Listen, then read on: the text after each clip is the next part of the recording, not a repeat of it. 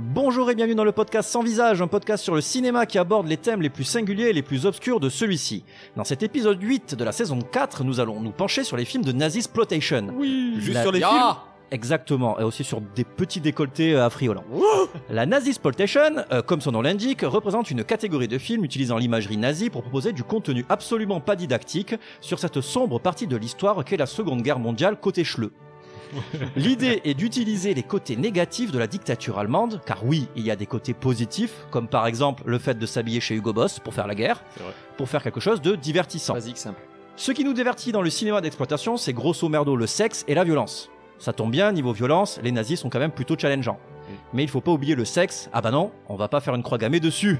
Allez Attendez, il y avait... Celle-là n'a jamais été faite. Eh oui, saurez-vous le retrouver. Alors, du coup, on va mettre des SS un peu sexy et des prisonniers féminins à poil, nickel. C'est parti pour plus d'une heure de blabla ciné avec des blagues holocauste. On va s'éclater, holocauste. Oh là là. Attendez, comme Sean Der, Gegislos podcast is jest. Ça veut dire... Attends, mais là, on aurait dit qu'il parlait portugais. Moi, j'aurais pas aimé. J'ai fait une Google Track dégueulasse. C'était de l'allemand portugais. Ouais. Je vous en prie, mon père. J'ai pitié. Le Seigneur a de la pitié. Moi, non. Chez Prix-Bas, les prix sont bas. Qui êtes-vous? Ton pire cauchemar. J'ai toujours eu un faible pour les putes qui vivent dans cette maison. Tu peux être sûr que tu repars avec la bite dans un Tupperware. Bonjour, je suis Drawer et laissez-moi vous présenter la Wehrmacht des podcasteurs et je viens avec des nouvelles blagues parce que on a déjà fait un épisode sur la Seconde Guerre mondiale, donc toutes mes blagues sur les nazis sont parties dans cet épisode. Donc vous allez voir, c'est un parti pris. Ah oui, hein, voilà. Il a fait que des blagues sur Schumacher. Vous allez voir, les blagues vont vous étonner. Il va bientôt ouvrir un salon de coiffure qui s'appellera Hitler. C'est Joss, bonjour. Bonjour. Alors, outre cette blague que je ne trouve pas inintéressante, hein, qu'est-ce que veut dire didactique? Depuis tout à l'heure, je suis en bug. Il va bientôt ouvrir un salon de coiffure qui s'appellera Total It Hair. C'est David, bonjour. Putain, mais arrête avec tes salons de coiffure, bordel. Une coupe unique. Je suis parti sur les salons de coiffure dans ce mois-ci. Je suis désolé. Ah, les coiffeurs, ils vont prendre aujourd'hui, je te dis pas. Les coiffeurs en PLS. Il va ouvrir... Attends. Notre salon de coiffure. Il va bientôt... Comment tu sais? Il t'a déjà parlé de son projet. Il va bientôt ouvrir un salon de coiffure qui s'appellera... Coupe de cheveux, c'est Adrien, bonjour. J'espérais que tu fasses un truc sans jeu de mots. Il a pas trouvé de jeu de mots. Bon. Comment ça va, Adrien? Ça va, bien, merci. Et toi? Ça va, très bien, merci. Il va ouvrir un camp de concentration en France, au cas où il reviendrait. Ça va s'appeler le French Cancan. C'est Jésus, notre invité, bonjour. Oui, bonjour. Bonjour. Comment allez-vous, Jésus? Très bien. J'ai beaucoup aimé ces définitions un peu capillotractées. Oh là là, double jeu de mots. Eh bien, écoutez, Jésus est notre invité. Et est-ce que tu pourrais te présenter pour les gens qui ne te connaissent pas? Bonjour, donc moi c'est Jésus, je suis graphiste, directeur artistique, dessinateur de BD, storyboarder, tout ça. Fils de Dieu. Voilà, fils de Dieu. Fils de Je Dieu. sais pas C'est trop ça. le remettre sur le tapis en ce moment, je reste humble. Du coup, ça te dérange pas qu'on enregistre un dimanche? Par rapport à... J'étais à la messe ce matin, donc ça va. Jusque-là, c'est J'ai le temps ok. de distribuer les pains. Et il y a le temps de regarder téléfoot, donc c'est bon. Ouais, voilà. Eh bien, écoutez, est-ce que tout le monde va bien déjà? Oui? Oh, j'ai Ça une va? journée de Ça va. merde. Oh, moi, petit j'ai hernie une journée discale. un peu Oh, ok, c'est bon, ta gueule. Ok, c'est bon. Ok. Goûtez mon sperme. Eh bien, du coup, ah. Et quel goût ça? Non, on veut pas savoir. Nous allons commencer par la première catégorie où j'ai imposé 3 films, donc de Nazisploitation, qui sont sympathiques. Ça s'appelle l'Imposton Style, et c'est tout de suite maintenant. 2 mots. Impose ton style. Ça fait 3 mots, ça. Et viens pas me chipoter là-dessus. Ton, c'est pas un vrai mot, ça teubé. C'est une liaison pour attacher les deux autres. Et donc les 3 films imposés sont Portier de nuit de 1974 de Liliana Cavani. Il y a Ilsa, la louve des SS de 1975, un titre qui fait rêver, on va pas se mentir. De Don Edmonds et Inglorious Bastards, c'est très dur à dire parce qu'il y a une lettre qui va pas du tout, c'est le E là, voilà, ça va pas. De 2009 de Quentin Tarantino, connaissez-vous? Oui, je connais très c'est bien. un réalisateur italien. Ouais, c'est ça. Mais portugais. Quentin Ouais, Tarantino. Portugais. Et nous allons du coup commencer par le plus vieux des 3, à savoir Portier de nuit de 1974. Et de quoi ça parle, Portier de nuit de Nous avons un 1974? candidat ici. Nous avons David qui va nous expliquer. Alors ça parle de Maximilien. Qui est Maximilien? Un ancien nazi. Voilà. Ça se passe après la guerre et c'est un portier de nuit, il a un hôtel et tout, il s'occupe de son hôtel. Année 50, je crois. Année 99. Non mais oui, année juste après la guerre, année 50, ouais, un truc comme ça. Et là, il tombe sur Lucia, une ancienne déportée.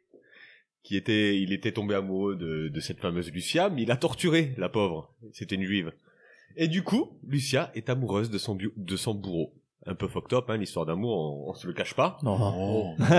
Et il y a On ne juge pas. On ne juge pas. Qui sommes-nous pour juger? Et il y a tous les anciens nazis qui essaient de choper Maximilien et Lucia pour les buter parce que c'est pas normal qu'un nazi tombe amoureux d'une juive. Voilà. Et aussi pour essayer de faire oublier son rôle de SS en fait, histoire de faire un peu profil bas. Voilà. C'est ça. Il y a un procès en fait qui se profile. Lui, il essaye de. Il a aussi commis un meurtre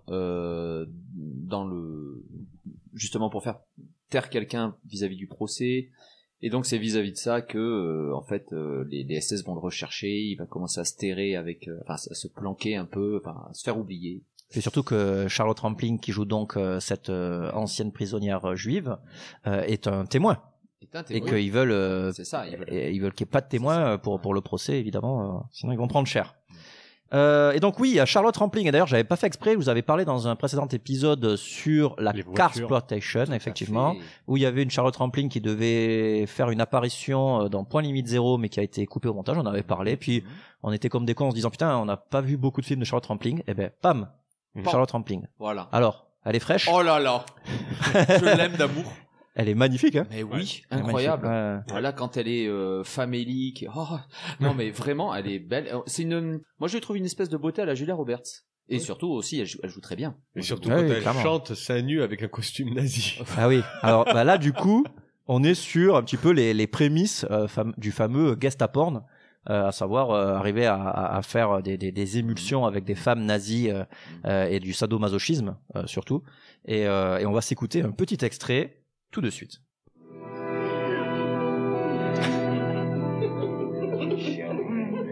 Lebendig liebe ich zu leben. Ich kann nur sagen, ich liebe zu gefallen. Wenn auch nicht immer liebe ich zu lieben. Ich weiß nicht, was ich will und dort erwarte viel.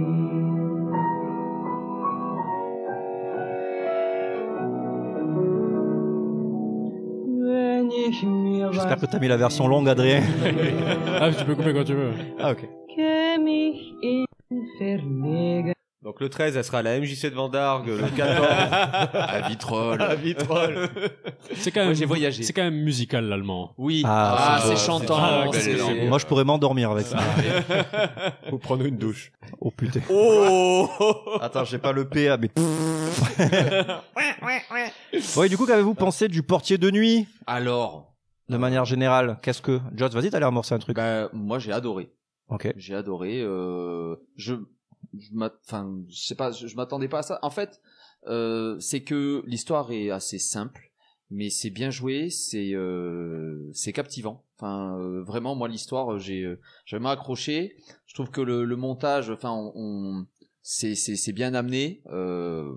Voilà. Donc, j'ai beaucoup aimé le jeu des acteurs. Je m'attendais pas à on va dire ce genre de film. Je m'attendais à un truc un peu façon Gestaporn, un peu truculent. Et il y a juste cette scène qui pour moi est une scène un peu atypique qui je trouve dénote dans le reste du film parce que le personnage là est complètement différent de Charlotte Rampling et je pense d'ailleurs que c'est la scène qui a fait un peu scandale outre le reste de l'histoire parce que ça a fait scandale à l'époque. Attention, on va quand même je pense un peu spoiler, non? Ouais.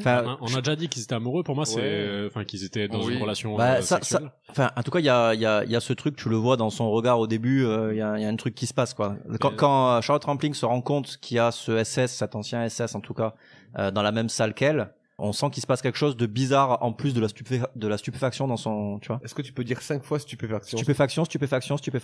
Attends, stupéfaction. Et la stupéfaction, voilà. Et là, du coup, il y a stupéfaction apparaît. Il y a quelqu'un, c'est ça. Quelqu'un de stupéfait apparaît derrière toi. Il y a un mec de stupéflip. Non, il y a une mec de stupéflip qui est Ouais, pour moi, c'était plus une révélation de. J'avais l'impression qu'on pensait juste que c'était son tortionnaire en fait, et la relation sexuelle un peu borderline sadomaso qu'ils avaient, c'est un truc qui arrive assez tard dans le film. Donc j'ai l'impression que c'était peu un spoil. Moi, en tout cas, au milieu du film, ça m'a surpris. Est-ce que ça serait pas un petit syndrome de Stockholm, tout ça? Vite fait, c'est la définition. Non, c'est de l'amour, ok. Il était habillé en Hugo Boss, tu peux pas lutter. C'est vrai. C'est ça. Ouais, c'est vrai, c'est la définition même du syndrome de Stockholm, quoi. Vraiment, là, elle est amoureuse de son tortionnaire, bourreau, machin. Voilà. Parce que des fois, il lui fout des mandales dans la gueule. Et elle kiffe. Ouais. Le film a été réalisé par Linnea Cavani, donc par une femme. Et j'ai fait un petit topo sur cette femme qui est quand même assez intéressante, la façon dont elle a amorcé l'idée de ce film. Donc Linnea Cavani, donc née en 1933, donc déjà elle est née dans une belle année où Hitler arrive à la chancellerie. Elle a grandi avec le néo-réalisme, donc les films montrant la réalité de l'après-guerre. A fait une série documentaire avec images d'archives en 63 qui s'appelle Storia del Terzo Reich, donc l'histoire du Troisième Reich, j'imagine. D'abord diffusé sur une chaîne culturelle, le documentaire doit ensuite être diffusé sur une chaîne nationale, mais l'opposition de l'ambassade allemande empêche sa programmation. Pourquoi ça? Parce qu'il faut oublier. Il faut tout oublier. Elle avait interviewé une ancienne. Alors là, et ça c'est complètement ouf. Donc idée du film. Elle avait interviewé une ancienne déportée à Dachau pendant 3 ans, qui lui avait dit qu'elle retournait les étés passer 2 semaines sur les lieux. Tous les étés, elle retourne à Dachau, passer 2 semaines de vacances, tranquillou. Passe 2 semaines avec les enfants. Et donc du coup, elle s'est dit là il y a quand même un petit syndrome de Stockholm qui a l'air intéressant à traiter. Et ensuite, en Italie, la censure jette l'anathème sur le film et l'interdit pour les raisons suivantes. Écoutez bien, ça va vous étonner. Déjà avoir utilisé anathème. Déjà, moi je suis étonné. Didactique anathème, là c'est trop. Interdit pour obscénité, vulgarité excessive des scènes montrant des rapports sexuels, atteinte aux bonnes mœurs. Ce film, doublement pernicieux parce qu'il a été réalisé par une femme, montre une scène ignoble où l'on voit l'interprète féminine prendre l'initiative dans les rapports amoureux. La baraque à frites. C'est normal, je comprends. Non, ça se fait pas. Donc voilà d'où lui est venue l'idée. Les autres, Jésus, qu'as-tu pensé de ce film? Alors, moi c'est mitigé, j'ai bien aimé le côté, c'est tout un syndrome de Stockholm, tout ça. Ouais. J'ai trouvé que le film était beau. Oui. On en parlera plus tard, ce qui est pas forcément le cas de... non, les plans étaient magnifiques, j'ai trouvé ça... Après, c'est pas forcément mon type de film, mais c'était... ça m'a paru moins long que d'autres films. Ok. Et après, voilà, moi j'étais vraiment... j'ai un peu quand même bloqué sur l'image du film, quoi. Vraiment la qualité de la mise en scène, les éclairages, tout, je le trouve très très beau, quoi. C'est vrai qu'il a un côté très théâtral, je trouve. Oui, les plans... Après... Oui, pardon, vas-y, je t'en prie. Non, après, moi, du coup, j'étais tellement dedans que j'ai écrit très peu de notes. Ok. Comparé à d'autres films. J'ai juste écrit, excusez-moi, je vais... Vas-y, je t'en prie. J'ai besoin de, il me le faut au mot près que ça quand même. Ouais, il me le faut au mot près, j'ai écrit moment what the fuck, dance with a nazi. Oui. Un petit moment où on a un parallèle avec un personnage nazi qui danse. Oui. Qui lui aussi a un petit syndrome de Stockholm. Derrière les fagots, quoi. Et tout à l'heure, tu parlais justement du fameux procès. C'est là où le héros, enfin le portier. Ouais. Là où le portier est dans le déni de non, je vais pas faire le procès machin, tous ses potes nazis sont en mode vas-y, Starfula c'est cool, après on peut pour reprendre une vie normale. Ah oui. Voilà. Ah oui, mais eux ils sont carrément dans l'optique reprendre une vie normale, mais ils sont après ils ziguent quand même sur les toits de Paris. Donc, oui, c'est ça. Ils ont aucun regret. C'est ça. C'est pas Vienne? Ils sont pas à Vienne? Si, ils sont à Vienne, t'as raison, excuse-moi, pas à Paris. C'est ça, à Vienne. Mais c'est vrai qu'ils sont un peu nazis sur les bords, quoi. Ah, mais... légèrement, disons. Tout ça parce qu'ils ont torturé des juifs pendant la Guerre mondiale. Gueuler à 8h du matin, Dick Heim! Ouais, mais c'est ça, le zéro regret, tu le vois, c'est ouf, quoi. Tout ça parce qu'il y en a un, c'est le colonel Klink, quoi. L'autre, Ah oui, avec son monocle. Il a le monocle, il est rasé, enfin, vraiment, c'est le vilain docteur juif, docteur allemand. Docteur juif, c'est autre chose. Que je recommande. La flamme. Pour revenir à ce que disait JC sur la photographie, je me souviens d'un super moment que j'ai trouvé on va dire de composition, c'est ce moment où on voit pour la première fois plus ou moins les déportés qui sont sur les lits et il y a une espèce de viol c'est ça, hein. Oui. C'est un nazi qui attouche comme ça une nana.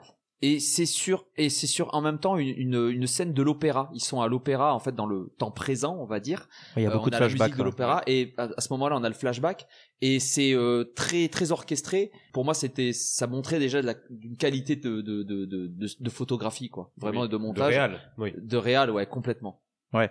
Après moi justement cette scène là de viol m'a quand même pas mal dérangé parce que puis même le film dans son ensemble par rapport aux scènes de flashback, c'est-à-dire que clairement t'as l'impression que leurs camps de concentration ils sont tellement faits en studio et tellement théâtralisés que et puis le jeu d'acteurs de tous les déportés est tellement aussi théâtral quand l'autre il se fait violer et les autres ils sont comme ça derrière avec les grands yeux, ils font oh là là, c'est théâtral, on est étonné, qu'est-ce qui se passe, tu vois, enfin et du coup tu ressens pas vraiment la douleur en fait des camps en fait typiquement et je trouve que tous ces flashbacks en fait ils ont ce côté un petit peu presque poétique, onirique, où elle se met à danser, machin. Il y a rien de réel, alors que, enfin, la réalité des camps au secours. Et du coup, ça aurait dû faire un espèce de.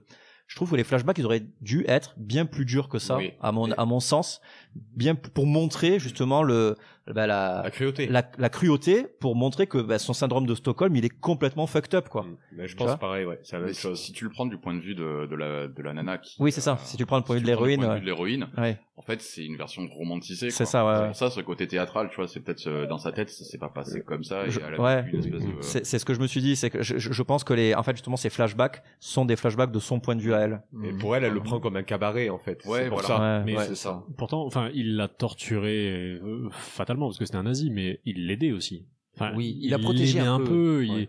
À un moment donné, il va casser la gueule d'un détenu qu'elle aime pas trop. Mais parce que lui, il était réellement amoureux d'elle. Ouais. Donc il y a aussi une part de. C'est pas que un syndrome de Stockholm, c'est aussi un. Si, pour elle, si. Ouais. Pour lui, non. Lui, il était amoureux d'elle, lui, mais elle, c'était un syndrome de Stockholm. Oui. Et lui, il aimait la faire souffrir, et il était amoureux d'elle parce qu'elle était mignonne et tout ça, et il avait un coup de foudre, quoi. Mais elle, je connais mon ex, c'est pareil. Non, elle parlait allemand. Gertrude. Et petit extrait, peut-être? Max, il faut avoir confiance en Klaus. Rappelez-vous ce qu'il a fait pour m'aider. Je me sentais aussi abattu que vous l'êtes. Et j'ai pu, grâce à lui, parler, me confesser, voire même me justifier. Cela m'a fait du bien de devoir faire face à ces accusations impitoyables. Vous vous souvenez? Mais à la fin, je me suis senti vraiment soulagé. Il se peut également que ce soit parce qu'il a brûlé des documents plutôt gênants vous concernant. Mais il en a fait autant pour vous, Kurt. C'est exact. Et ainsi, il n'existe plus de traces aux archives militaires. N'est-il pas vrai, Klaus? Il en sera bientôt de même pour vous, Max. Il est possible qu'il ne reste aucun témoin vivant. Mais si jamais il y en a, pourquoi ne pourrait-on pas les laisser en paix? Ce film m'a laissé dans un mood un peu bizarre à la fin. Bon, on ne spoilera pas, mais on dévoilera pas la fin, non. Mais la fin est vraiment sympa. La fin est sympa et la fin conclut bien ce qu'a voulu démontrer, enfin là où a voulu amener la réalisatrice. Et il y a une espèce de nostalgie, mélancolie, et c'est aussi ça pour moi. Je l'avais déjà dit, je crois, qui fait un peu la qualité d'un film, c'est quand tu vois ça te laisse une émotion. Enfin, tu vois, t'es pas plat devant le film. Mais moi, ce film, tu vois, je l'ai un petit peu ruminé à la fin, quoi. Ouais. Ah, moi j'ai pas du tout ruminé du tout à la fin, mais c'est une pièce de théâtre ce film, du début à la fin. Mais il a un peu le côté chiant des films des années 70 aussi. Enfin, c'est pas un film fun, évidemment, mais c'est pas un truc que tu passes c'est pas non plus un film moderne, quoi. C'est un truc qui ressemble à beaucoup de films des films français des années 70 qui sont un peu longs à regarder. Et à la fin, tu te retournes et tu te dis, c'était quand même intéressant. Mais c'est pas, tu le regardes pas tous les ans, quoi. Oui. Celui qu'on avait vu français, là, sur justement, avec Lino Ventura. Avec Lino Ventura. Celui-là était bien. Voilà. Très, mais c'est bien. le même type de rythme. Il est un peu chiant aussi. L'Armée des Ombres. L'Armée des Ombres, c'est une tuerie, ce film. Ouais. Moi, je regarde que des films avec des nazis. Je l'ai pas vu. Mais t'y vas, enfin, l'Armée des Ombres aussi, c'est un peu le même truc. T'y vas pour 2-3 scènes marquantes et t'acceptes tout le reste où il y a un peu de remplissage, il y a un petit rythme un peu chiant. L'Armée des Ombres, tu suis en fait cette résistance. Et t'es avec ce héros. C'est pas du tout la même histoire. C'est pas du tout la même histoire. C'est pas une histoire d'amour. Je parle du rythme. Je parle de rythme, de côté un peu où t'attends la scène importante, quoi. C'est, à mon avis, il y a des films comme ça qui se vendent sur une scène ou deux. Après, là, on fait partie. Après, ça, c'est le film en huis clos aussi, où ça, voilà, ça bouge pas, donc c'est vraiment ce côté théâtral aussi pour ça.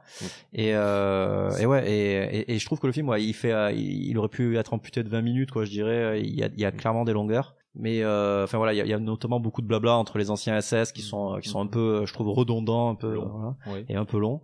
Et oui, nous on a envie de voir ce syndrome de Stockholm, quoi. Oui. Et je trouve que le syndrome de Stockholm, au moment il évolue d'une façon assez intéressante où ils se retrouvent enfermés, ils s'enferment tous les deux un petit peu, et ça refait un petit peu un camp de concentration, un nouveau camp de concentration. C'est ça. Parce qu'il leur manque de la nourriture, l'autre il essaie de faire de dire à la voisine d'acheter de la bouffe, mais la voisine elle veut pas. Enfin bref, il est en PLS. Et le maquillage, vous avez vu le maquillage? Ouais, bah le maquillage il a chié. Hein. Ouais, bah c'est l'époque. Ouais, mais bon, il faut adhérer. Mais c'est le dernier tiers du film. C'est vrai que ce dernier tiers, il est un peu long. Il aurait pu être un peu écourté. Mais c'est mon passage préféré du film. Ah, c'est vrai. Ce petit huis clos dans la chambre. Enfin, dans l'appart. Ouais, j'aime bien moi aussi. Il est bien, mais je trouve que voilà, moi personnellement, j'aurais voulu qu'il soit un peu plus court parce que à un moment on a compris. Il est déjà pas bien long, hein, je trouve. Mais et du coup, ce film, en fait, c'est pas un film d'exploitation pour le coup. Non, c'est un film qui a lancé l'idée que on pourra exploiter le cinéma des nazis en mettant des femmes sulfureuses, parce que Charlotte Rampling est carrément sulfureuse dans celui-ci. Elle sulfure assez. Elle sulfure. Et d'ailleurs, le film qu'on fera juste après, Ilsa la Louve des SS, si je dis pas de bêtises, est de 75 et qui est donc juste l'année d'après, quoi. Ça sulfure un petit peu plus. Ça sulfure un petit peu plus, mais bon, là on est sur un pastiche, quoi. Là on est sur un drame puissance. Voilà. Mais Ilsa, c'est vraiment cinéma d'exploitation pur et dur, quoi. Voilà. Mais dis-toi qu'aux États-Unis, ce film a été considéré comme pornographique. De quoi Mais celui-là, la portier de nuit, ouais. Ah ouais. Et normalement, c'était Romy Schneider qui devait faire le rôle de Charlotte Rampling, mais elle a refusé. Et il y avait Mia Farrow aussi qui avait été approchée pour ça. C'est vrai. N'empêche, les Américains, toujours à produire du porno, mais toujours à dire, ah oui, un bout de nichon, oh là là, dis donc. C'est ça. Hein. Mais il y a une question que je me pose quand même sur ce film, c'est dans les années, du coup il est sorti, on a dit 72.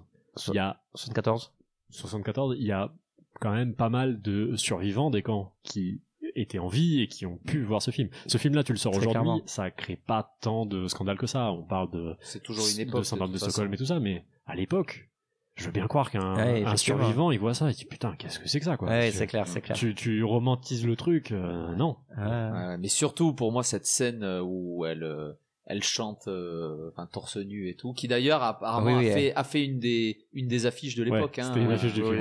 Ça m'étonne pas, c'est super. C'est une image du film qui marque. Ah oui, quoi. C'est une scène. Je pense, tu sais, c'est le genre de scène. Quand tu présentes le film, tu peux présenter cette scène et en fait, elle est pas du tout représentative du film. Non. Et tu sais, c'est ce qui ressort. Bah, après, c'est du marketing, ça fait cliquer.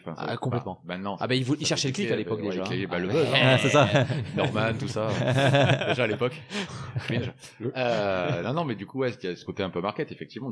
Tu vas montrer un truc qui est pas forcément dans le film, mais ça va te faire, tu te dis, tiens, c'est intéressant, je vais regarder, quoi. Tiens, une paire de nichons, je vais regarder. Charlotte Rampling, tiens, je vais regarder. Autre chose?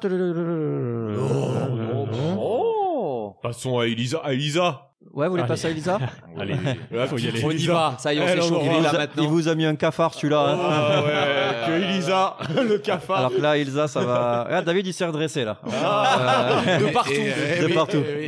C'est même gênant, d'ailleurs. Très bien, donc du coup, nous allons parler de Ilsa, la louve des SS de 1975 de Don Edmonds. Et de quoi ça parle, Ilsa, la louve des SS? Allez, je me lance. Ilsa, c'est la chef d'un camp de concentration, on va dire, mais qui a une petite vocation scientifique, a priori. Voilà, où elle va faire tout un tas d'expériences sur notamment des femmes prisonnières. Donc elle, c'est une SS plantureuse, et ça va être en fait tout simplement le prétexte à uniquement un enchaînement de scènes à la fois de torture et aussi de fesseps, quoi. De sexe aussi, parce que de sexe. Ah oui, il y a du sexe. Le film commence sur une scène de sexe. Ça commence sur une. Petit extrait peut-être. Oui. Le petit extrait de commence sur une scène de sexe et de plus de sexe. Oui, c'est vrai. Oui, c'est ça. Quand un prisonnier a couché avec moi, il ne couchera plus jamais avec une autre. S'il survit, il se souviendra toujours de la douleur causée par le couteau. Le couteau. Pour te châtrer. Non. Non, je vous en prie. Maintenant. Non, commandant. Non, mon commandant, non. Non. Non, Maza. On dirait que c'est Stallone. C'était pas ma guerre. C'était pas mon sexe. En gros, Ilsa, elle couche avec les hommes, mais si les hommes jouissent avant elle, elle leur coupe la bite. C'est ça. Mais si elle jouit après, elle leur coupe pas la bite. Parce qu'elle va pouvoir réutiliser la bite à des fins de jouissance extrême plus tard. Voilà, exactement. Après, il y a une histoire d'un Américain fait prisonnier et puis qui ne jouit jamais. Il contrôle sa jouissance. Exactement. Et bon, elle est après lui. Mais est-ce que ça a une importance vraie? Oui. C'est l'histoire du film. Alors, moi, je pense que le film en fait parle de Diane Thorne, donc qui est l'actrice, voilà, qui fait du. Ah d'ailleurs. Petit jeu improvisé. Quel est son tour de poitrine? Oui, je le savais. Putain, j'avais que ça, c'était question. Parce que son tour de poitrine, c'est le film finalement. Oui. Sans E. Si elle faisait du 85A, clairement le film n'aurait pas eu la même portée. 95B. Allez-y. Plus. Non. Alors, je vais me la jouer Philippe Risoli. C'est plus. Sans E. F. C'est plus que 100. Ok. Alors déjà, je voudrais le tour. Après, on fera le bonnet après. On pourra faire le poids aussi. Oui, le poids par. Je suis content qu'on parle de cinéma. Elle fait du 110C. Oh là là là là. C'est tout. 110C. C'est seulement. Oh, Eh je suis oui. un peu déçu. Et j'ai trouvé cette information sur un site qui est incroyable, qui s'appelle bodysize.org, où on peut savoir les mensurations de tous les acteurs. Année par année. Par tout. Voilà. Et du coup, j'ai appris qu'elle a joué dans un épisode de Star Trek. Oui, c'est vrai. Et qu'elle est morte il y a 2 ans. Ah, ben maintenant, elle fait du 0 alors. C'est ça. Et oui, parce que ses seins sont naturels, donc ils restent pas gonflés dans le cercueil.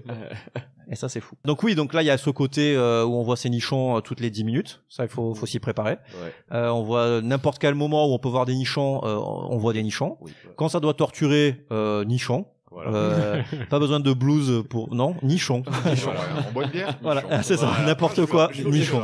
Nichon à gauche, nichon à droite. C'est ça, putain, mais j'ai jamais vu un film qui dégainait autant les meules. C'était un peu du nichon exploitation. Oui, voilà, c'est ça, c'était nichon exploitation avant. Il y a des drapeaux nazis qui sont pas dans le bon sens. Enfin, il y a rien qui va. C'est un camp de concentration de nichons. Voilà ça. Et donc du coup, l'histoire, c'est que cette fameuse Ilsa. Elle fait donc, comme tu disais, des expériences scientifiques entre guillemets, voilà. Et j'aime bien la scène il y a une scène au départ où elle va faire des choix dans les femmes, où elle va choisir un peu les jeux de mots. Oh, des choix. Oui. Si à chaque fois que je dis choix, tu dis jeu de mots, on va pas s'en sortir par contre. Tu dis choix. Et ta gueule. Donc elle dit à gauche, à droite, toi t'es belle, toi t'es moche, toi t'es belle, toi t'es moche. Et elle a raison. Elle a raison. Et nous, on est là, ouais, c'est vrai. Moi, j'aurais choisi comme ça. Et du coup, elle en garde une qui est aussi, et ça, c'est intéressant parce qu'il y a l'extra puissance mâle, mais il y a aussi l'extra résistance femelle, voilà, féminine, parce que il y a une nana qui subit les tortures, voilà, sans cligner de l'œil, et ça, elle trouve ça assez impressionnant. Parce que on se rappelle pas du tout, mais on peut le rappeler en tout cas, que ces camps-là de tests scientifiques et par rapport à la médecine, c'était aussi pour faire sur le champ de bataille, pour tester des trucs sur le champ de bataille par rapport à la résistance au froid, aux maladies, comment traiter les maladies sur ces pauvres. La résistance était important à l'époque. Mais dites-vous que ce film, c'est d'après des vraies tortures nazies, et c'est ça qui est ouf. Inspiré de faits. Ouais. Non, mais ils le disent à la fin du film, c'est d'après des vraies tortures. Ouais, enfin, le carton qui dit c'est inspiré de faits réels, tout ça, il est un peu là pour rajouter du côté sulfureux et pour provoquer le scandale. Oui, puis c'est surtout aussi pour dire attention, ce qu'on va vous montrer, c'est pas l'histoire, quoi. Oui. On est là pour rigoler, ça reste du cinéma d'exploitation. Le carton au début du film dit on s'appuie sur des documents sourcés historiques et machin. Ils te vendent faussement une historicité. Non, parce qu'à la fin, au début du film, je sais, mais à la fin ils disent quand même pour que ça ne se reproduise plus. Oui. Tu vois, donc ils sont un peu en mode voilà, c'était pas très bien. On n'est pas là pour faire l'apologie du nazisme non plus, quoi. Mais après, voilà. Tu veux dire un truc? Oui. Personnellement, quand j'ai fait une petite recherche sur le film, c'est basé sur des faits pseudo-historiques. Ouais, en fait, de loin. Parce que, alors j'ai perdu le nom, mais dans le camp où c'est censé se passer, t'avais la femme du chef du camp qui organisait des orgies, et qui aussi faisait ses propres petites expérimentations en plus sur le teco. Genre, son mec, il faisait des trucs avec ses potes nazis, et elle, sur le teco, elle faisait d'autres expérimentations sur les personnes tatouées, en fait. Elle avait un fétiche là-dessus. Ah ouais? Alors, je crois que c'était Ilsa Koch ou Koch. Ouais, c'est ça. Enfin, ça doit se prononcer Koch, mais ça s'écrit Koch. On va dire Koch. Après, moi, les sources que j'ai trouvées, c'est, il y a un peu du vrai et du faux dedans. On est un peu sur, le mythe, parce que, des gens avaient vécu la même chose, dans un autre camp de concentration, et ils avaient un peu, fantasmé la personne, et, il y avait un peu une espèce c'était un peu le boogeyman, des camps, enfin, bon, il y avait déjà plein. Ilsa va venir et elle va t'étouffer avec ses seins. Elle te coupera la bite. Pseudoment inspiré de faits réels, ouais. En fait, elle ne faisait que du 95B. Après, pour vous donner un ordre d'idée, il y a des tortures comme il mettait une femme dans un bain à 82 degrés et elle augmentait les degrés petit à petit. Donc la femme, elle perdait la peau petit à petit. L'autre, c'est elle lui ouvrait la jambe, elle lui mettait des vers dans la jambe qui lui bouffaient petit à petit la chair pour lui... Infecté au typhus, les vers. Ouais. Oui, c'est ça. Infecté au typhus, voilà, pour qu'elle donne la maladie à d'autres personnes, quoi. Enfin bref. Une tarée, quoi. Pour voir s'ils arrivaient à trouver des remèdes au typhus et compagnie, quoi. Non, son but, c'est d'infecter la femme pour qu'elle infecte les soldats américains et tout ça. Tu relâchais la femme et ah ouais, d'accord, ça servait de... Ouais, c'était le but. Et il le disait même dans le film. Oui, il le disait quand il y avait le général qui était venu. Oui, qui est à peu près le seul véritable crédit allemand de ce film, parce que moi je l'ai regardé en VO, enfin en américain, en allemand américain, et c'est à peu près le seul qui parle vraiment allemand. Tout le reste, c'est du décorum. Enfin, c'est de toute façon dans ce film, dès qu'on peut mettre un truc allemand pour faire genre, vous voyez, on est en Allemagne, et on a un décor allemand, on a un drapeau, on a on a un char et voilà, mais aucun Allemand n'a été détecté dans ce film, hein, je vous le dis. Tu parles de décor. Vous savez quel décor a été utilisé? Ah non. Papa Schultz. Oh, ils ont utilisé le décor de Papa Schultz dans ce film.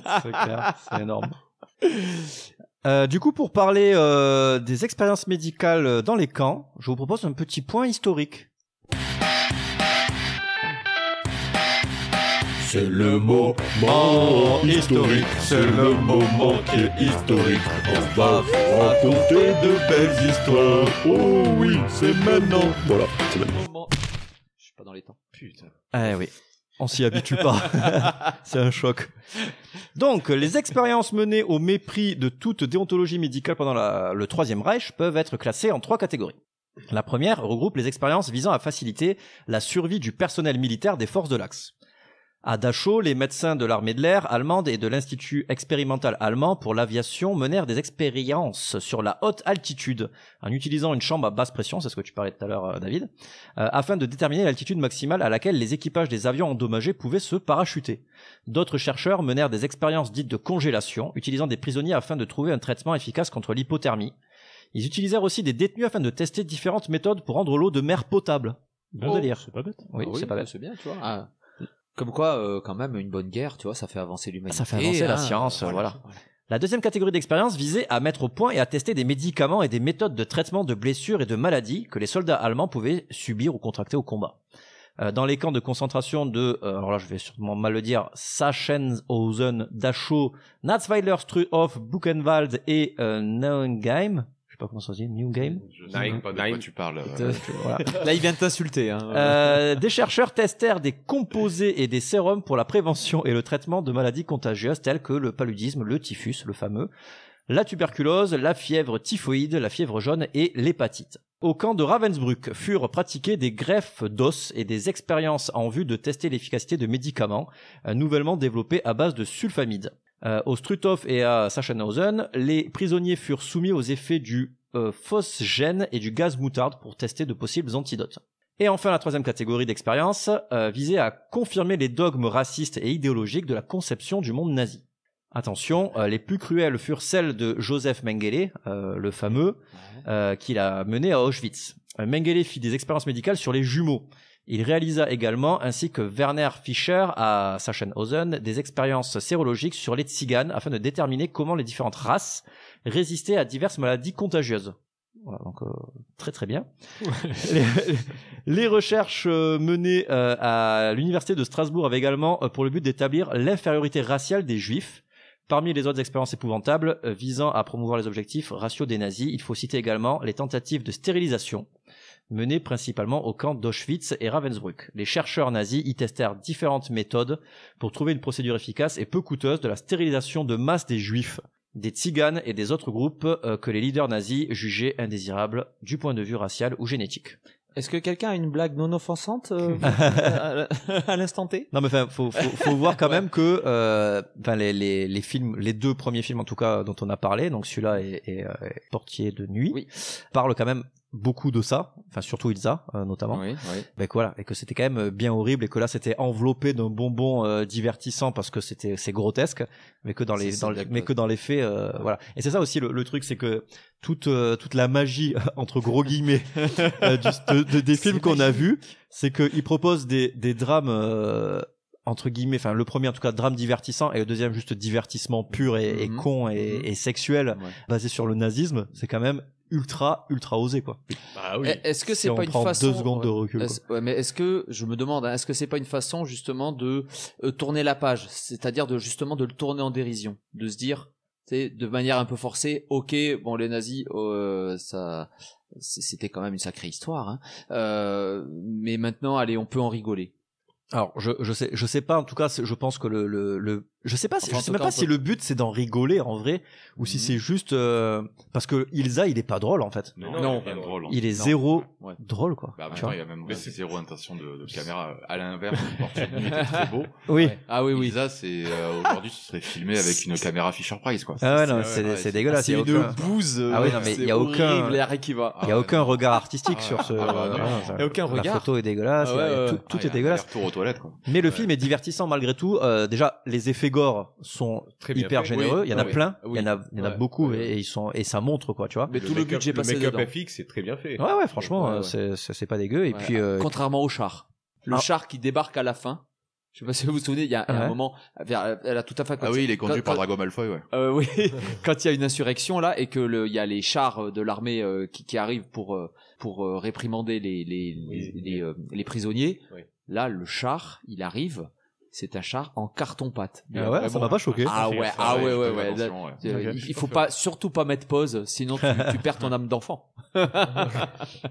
Non mais enfin tu regardes pas ce film en te disant putain je vais me marrer, il va y avoir des nazis et trucs. C'est juste OK, c'est divertissant parce que c'est sexe et violence en fait. Voilà. Est-ce que c'était pas un semi porno, parce qu'il y a même de l'hérophilie, on peut le dire à un moment donné. Oui, il y a l'hérophilie. Est-ce que c'était pas un semi porno d'une époque où il y avait pas trop de porno, du coup les mecs qui avaient envie de voir un boulard avec du pipi. Oui, c'était un peu le seul truc qu'ils avaient, donc ils allaient vers là.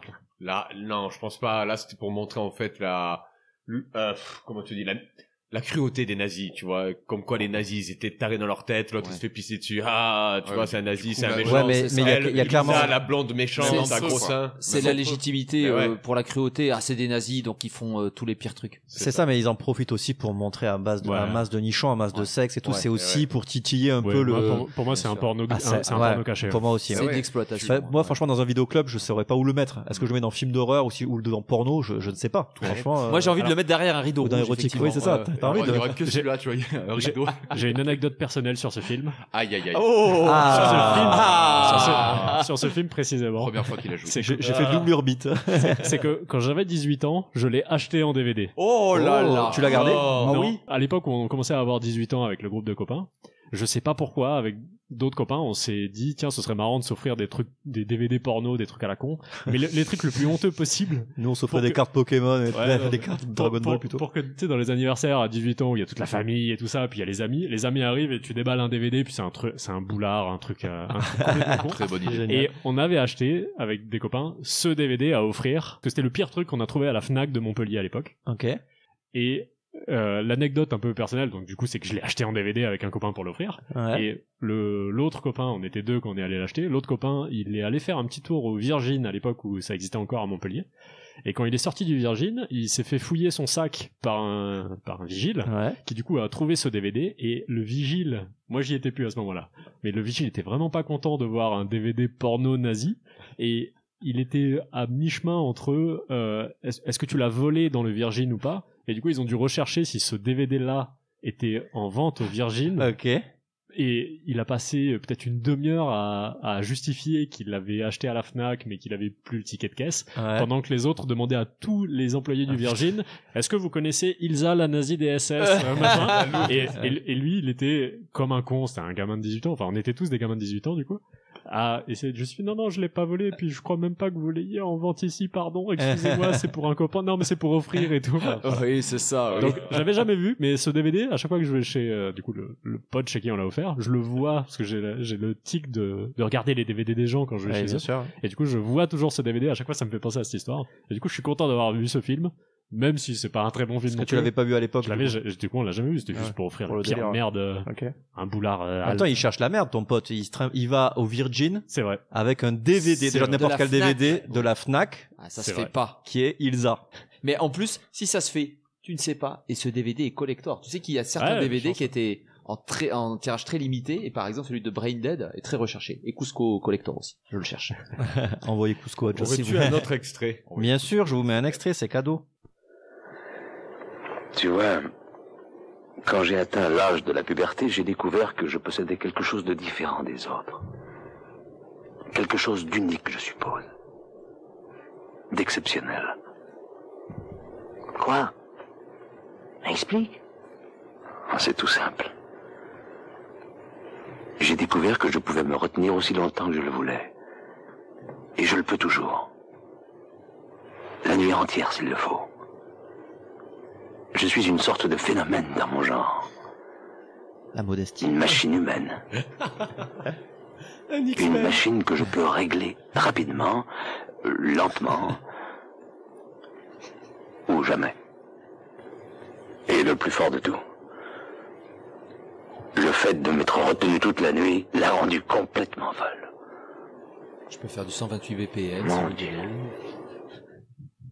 Je suis le T1000 de la tub. Voilà.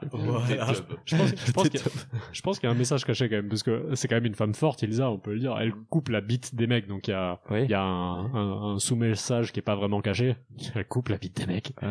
Et elle se fait dresser un peu par un Américain. Par la bite d'un Américain qui est bizarre. Ah, bah, de toute façon, il y a tout le temps ce truc de sadomasochisme et de soumission. Il y a toujours ce rapport même dans le premier, hein, c'est du SM, en veux-tu, en voilà, quoi. Il y a ce rapport de soumission, j'aime avoir mal, et là on y est clairement, quoi.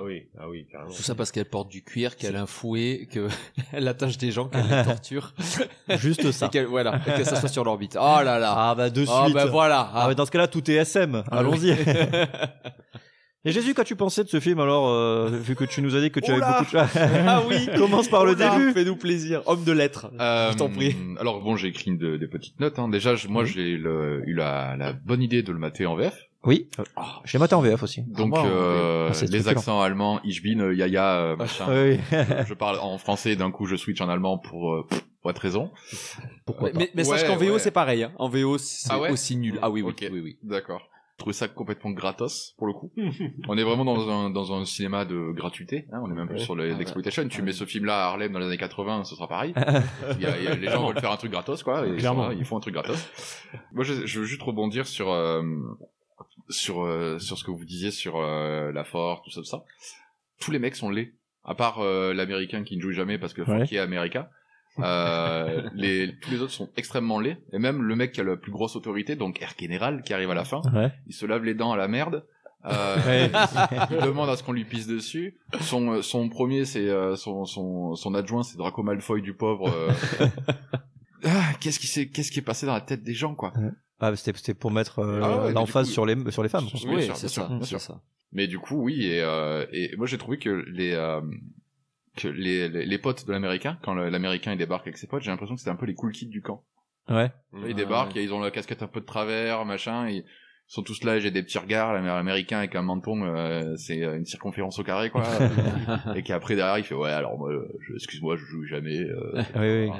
Moi, j'en ai vu des choses. Hein. C'est pas un petit camp de concentration de merde qui va. Hein. Ça. Moi, je contrôle ma bite. Ah, ça, je contrôle ma bite, je contrôle le camp. Voilà. Je veux dire que ce soir, mon gars, je la baise, on s'en va. Et puis tout part très vite en couille. À un moment, ils baissent tellement tous ensemble, ils sont tellement tous en train de baiser et de boire des coups qu'ils s'aperçoivent même pas que ça fait déjà 2 semaines que les prisonniers sont en train de préparer leur évasion et tout, quoi. Ah oui, c'est vrai. En mode, quand ça arrive, tu fais non mais les gars, arrêtez de picoler au bout d'un moment. Je veux bien que vous soyez allemands et tout, mais quand même. Par contre, il y a une scène de viol dans ce film. Là, cette scène de viol, elle m'a choqué quand même. Alors, rappelle-moi. Ah ouais, j'allais dire. Cette scène de viol. C'est pas, si, c'est ce m'endormir. Si, où il y a plusieurs nazis, là, qui dansent et qui prennent une meuf. Oui. Et qui la violent. Oui. Et à un moment, elle meurt et les autres, ils sont tellement bourrés, ils sont allongés par terre, il y a Disons du sang que partout et elle. Oui, mais rien n'est montré. C'est du hors champ en fait. Il me semble, un peu de hors champ, mais tu vois le début en fait. Tu vois le début tu quand devines, elle mais tu souffre, devines. quand ils sont dessus. En fait. Voilà, t'as le début et la fin, mais t'as pas le. C'est pour moi le ventre ce qui m'a choqué le plus dans ce film. Ouais. Ah ouais. Ce viol. Ouais, c'est parce que c'est dans ta tête que tu l'as fait. Le film dans sa globalité est une sacrée gélule. Ouais, c'est un conglomérat de nullité extrême. Et pourtant, c'est un film. Tout va mal. C'est un film culte. Tu vois, Tarantino, il s'y réfère. Clairement. Moi, j'écoute beaucoup de métal, donc Rob Zombie, tout ça. Il s'y réfère aussi à Lisa, la Louve des SS, quoi. Et c'est même une saga. Film, il est culte. C'est une saga? C'est une saga. Il y en a 4, je crois. Il y en a 4. Oui, je les ai notés. Il faut s'arrêter. Il y a Ilsa la tortionnaire. Il y a Ilsa gardienne du harem. Il y a Ilsa la tigresse de Sibérie. Oui. Ilsa à Saint-Tropez. Ilsa et les gendarmes. Ilsa et les extraterrestres. C'est ça, Ilsa passe le bac. Et Ilsa la SS. Et il y en a un qui est réalisé par Jess Franco. Qui s'appelle Greta la tortionnaire. Et donc là, on part sur autre chose. Avez-vous vu, Elisa? Elle fait 200 E, quoi. Voilà, et alors, je crois que c'est le 2, celui en Sibérie, je crois aussi, il s'appelle la gardienne du goulag, un truc comme ça. Ouais.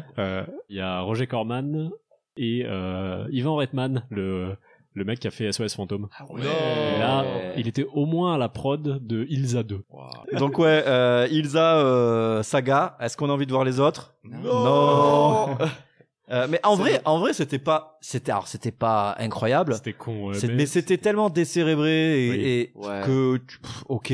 Que ça se laissait voir. Catégorie nanar, quoi. Voilà, c'est tout. Tu le regardes, tu sais très bien que tu vas pas voir le film. Mais tu t'emmerdes pas. Tu t'emmerdes pas, non, c'est généreux, c'est généreux. Voilà, il y a des séquences. Je pense que tu le mates avec des potes plus que tout seul. Oui. À l'inverse, moi, je l'ai regardé avec tout seul, c'est super cool. Oui. Je me suis dit que si j'avais maté, si là, on s'était foutu dans le canapé avec buvant des bières en matant Elisa, là, on se serait marré peut-être. Clairement. Carrément. Peut-être. Je mets quand même un gros peut-être. Ah, mais moi, je l'ai regardé avec ma mère et clairement, c'est pas pareil. Ah, ouais. Mais ta mère est nazie. Oui. C'est pour ça, elle adorait. Elle adorait l'américain? Oui, elle fait du sang E. Moi, je l'avais regardé au petit-déj, vraie anecdote. Moi, je me suis levé, je me suis dit, je le regarde, là, je suis chaud. Des regrets. Entre la chocolatine et le pain au chocolat, des regrets. Les verres au typhus. Ah, ça, bof. Ah, ouais, parce qu'en vrai, il est un peu dégueu, quoi, quand même. Bah, bien sûr. Ça va. Et il fait du crasse-pec, il fait des trucs dégueux. Il envoie, quoi. D'ailleurs, on va le spoiler juste pour un truc. À la super résistante, la meuf qui résiste à toutes les tortures. À la fin, elle arrive à s'échapper. Alors, elle est complètement cramée. Elle est ouverte de partout. Franchement, elle a passé 1h30 à se faire ouvrir en deux dans tous les sens. Et à un moment, elle arrive et elle peut se venger. Et elle est là et elle va buter Ilsa parce qu'elle est attachée, elle peut rien faire. Et elle crève. En fait, elle crève sur le corps. À 10 cm de son visage. Oui, et là, tu fais, mais non. Elle lui tend le couteau. Et elle tombe, elle fait, oh non. C'est ça. Je trouve que c'est à l'image de ce film. C'est ça, c'est le plot twist de merde, quoi. C'est ça. Tu dis, là, ça va être bien. Non. Mais il en fallait, hein. T'es au bord, il te fait un coup de bite. C'est ça. C'est ça, je vais jouir et je mets la caméra sur l'acteur. Ça se fait pas. Ne faites pas ça.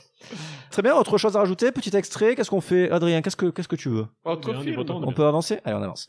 Ok, donc on va passer au troisième et dernier film de cette sélection, qui est Inglourious Basterds de 2009. Joss vient de démonter la table. C'est Adrien. Adrien vient de... Mais c'est bon, il enlève au montage. On ne fait pas de low kick à la table, Adrien. On avait dit qu'on arrêtait ça. Donc Inglourious Basterds de 2009 de Quentin Tarantino. Et de quoi ça parle? Jésus, tu veux nous expliquer? De nazis. Allez, fais-nous un petit pitch rapidos. C'est bon. Alors, Inglourious Basterds, on suit donc plusieurs protagonistes.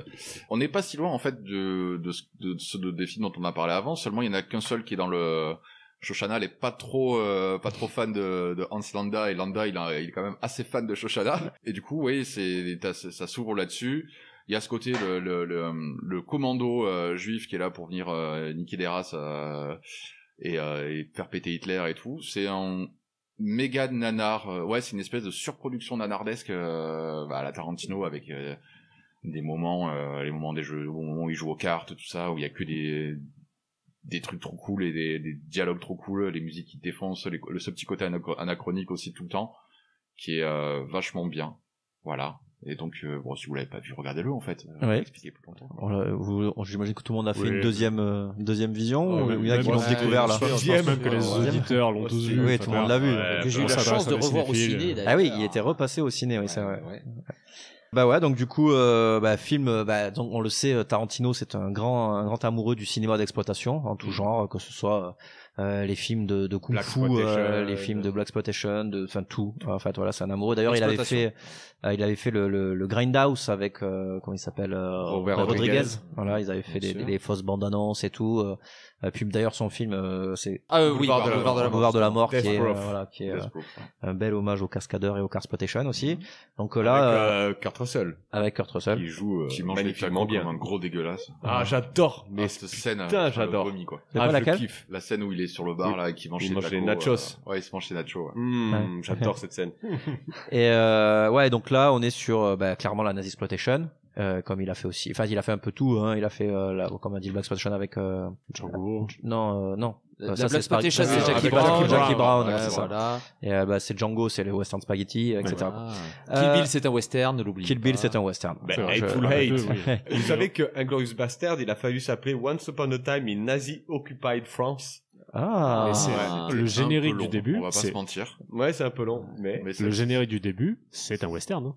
Le générique du début de Inglourious Basterds, t'as la police d'écriture western, carrément, la musique qui fait western, tout. Mais ça a été filmé en western. Pas loin d'être un western. Ça a été filmé à la Sergio Leone, quoi. Il y a plein de plans de Sergio Leone dans ce film. Voilà, il manque un des plans rapprochés où tu vois les yeux, rien que le nazi qui va se faire tabasser à coups de batte de baseball, tu vois, ces plans rapprochés, ou quand tu vois Eli Roth qui arrive avec la batte, quand il fait tu le connais pas lui, on va te le présenter. Et là t'entends la batte qui et il arrive et là tu vois le plan rapproché à la Sergio Leone, j'adore ça me fait frissonner, c'est cool. Après il a une façon de filmer qui est comme ça, quoi. Mais oui, c'est ça qui est bon. Tous ces films, t'as ces côtés western. Oui, c'est ça. Ouais. Clairement, il y a la patte Tarantino as fuck dans ce film. Ah bah oui. Et moi je trouve que parce que je sens bien sûr que l'engouement et que vous l'avez aimé, moi pourtant pour adorer Tarantino, la première fois que je l'avais vu, j'étais sur un sentiment mitigé et j'ai eu la confirmation. Ce film, je l'aime pas trop. Vous savez qui vous dit ça? Joss. Oui, il a un casque Seven Up. Aucune légitimité. Non, parce que, en fait, ce qui me dérange dans ce film, c'est que Tarantino, je pense, ce sentiment qu'il était un peu au sommet de la hype et que il donnait au public ce qu'il attendait, en fait. Et que il accentue à fond ce qu'il sait faire et ce que le public aime. D'accord. Dans les plans, dans les séquences qui ont sa patte, c'est-à-dire ces moments, par exemple, énormément de dialogue, où on sent qu'il y a une tension sous-jacente, mais qui va monter. Je pense notamment à la scène où ils sont dans le sous-sol du bar. Des plans comme ça un peu inattendus, comme par exemple les gros plans, tu sais, quand il se sert de la crème. Je sais pas si vous voyez ce truc, mais il y a des trucs comme ça. Ouais, voilà. Ok, t'as fait ton truc, on a bien compris que tu sais faire ça. Mais il le fait bien. Oui, mais et on sait que c'est Tarantino, donc ça pose pas de problème. Moi, c'est ça qui me dérange, c'est qu'à un moment, si tu veux, il s'auto-référence ou par exemple, la scène dans le sous-sol, elle est trop longue. Je trouve que voilà, il se fait trop plaisir, en quelque sorte. Il y a une tension, quoi. Mais oui. Mais bien sûr, il y a la tension, mais la tension, elle dure une demi-heure, faut arrêter, tu vois. Et c'est ça qui Marseille. C'est ça. Et encore, hein, si j'avais les bras plus longs, je te jure que... Un tiers du film, Joss. Un tiers du film. Par contre, pour avoir fait les extraits audio du film, c'est vrai que toutes les scènes, c'est 20 minutes de quasi monologue ou de dialogue. La caméra est dans une pièce. Ça pourrait être une pièce de théâtre avec 5-6 décors. Et c'est tout, en fait. Ce film, c'est 5-6 scènes à vue de nez. Je trouve que Hateful Eight est pire pour ça. Ouais.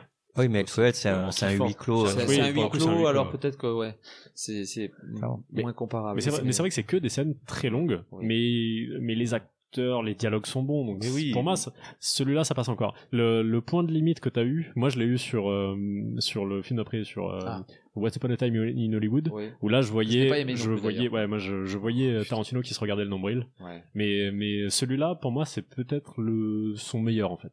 Ah ouais, d'accord. Moi, il est vraiment entre deux parce que en revanche, Christophe Waltz, il est sublimé par. Il a eu l'Oscar de Tarantino. Bah voilà, il est très bon, rien à dire. On va mettre un petit extrait. Ouais. S'il fallait déterminer un trait que l'Allemand partage avec l'animal, on évoquerait l'instinct de prédateur et la ruse de faucon. Mais s'il faut déterminer le trait que le juif partage avec l'animal, ce sera celui du rat. Si jamais un rat venait à se faufiler chez vous maintenant, l'accueilleriez-vous avec hostilité? Je suppose que oui. Un rat vous a-t-il jamais fait quoi que ce soit pour générer l'animosité qu'il vous inspire? Les rats mordent les gens.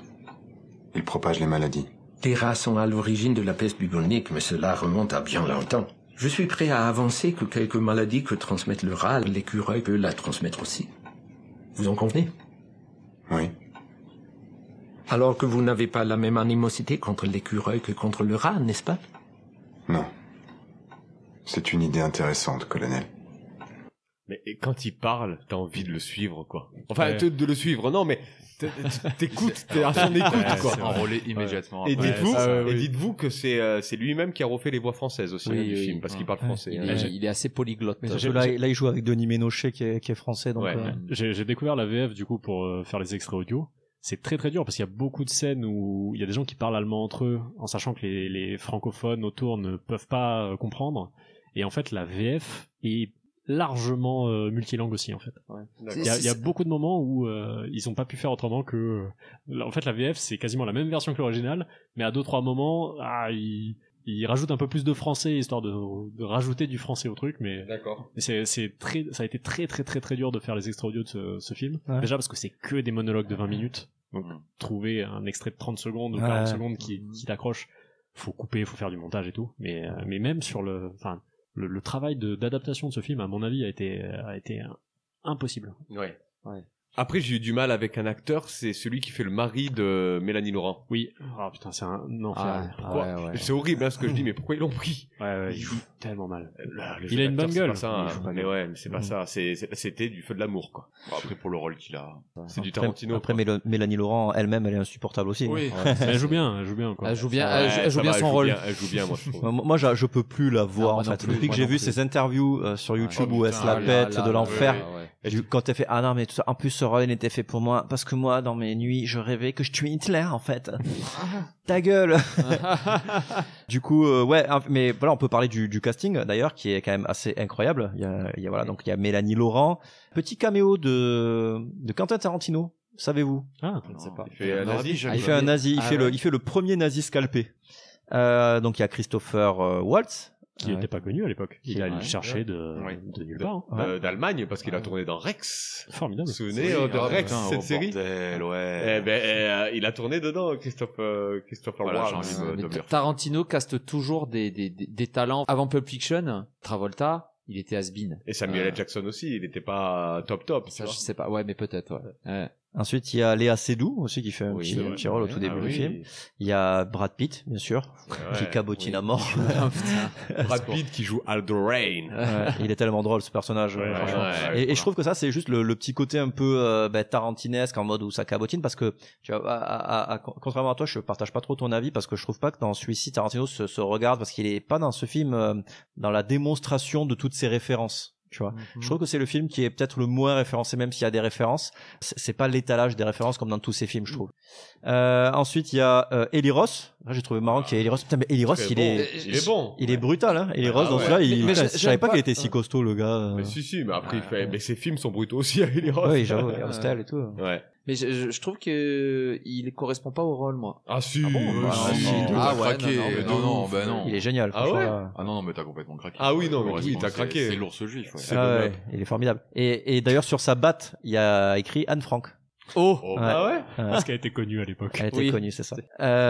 Ensuite, il y a Diane Kruger, ça pareil, pas mal. En fait, j'aime bien aussi le fait qu'ils prennent des Allemands pour jouer des Allemands, quoi. Ça, Oui, c'est, voilà. ouais. Michael Fassbender, donc ça aussi, je trouve ça assez marrant qu'il l'ait pris, et ce truc assez ironique parce que Michael Fassbender parle allemand, et cette scène où il reconnaît son accent américain, qui disent que c'est pas un accent allemand, je trouve ça assez marrant, qu'il y a ce truc-là. Et ensuite, il y a Daniel Brühl. Daniel Brühl. Parce que Daniel Brühl. Parce que Daniel Brühl. En fait, on l'avait fait un film avec cet acteur, qui s'appelait Rush. Un truc de Formule 1 où Daniel Brühl aussi. Voilà. D'accord. Et dans tous ces films, Daniel Brühl, donc c'est marrant. Il y avait Mike Myers pour le coup. Qu'est-ce qu'il fout là?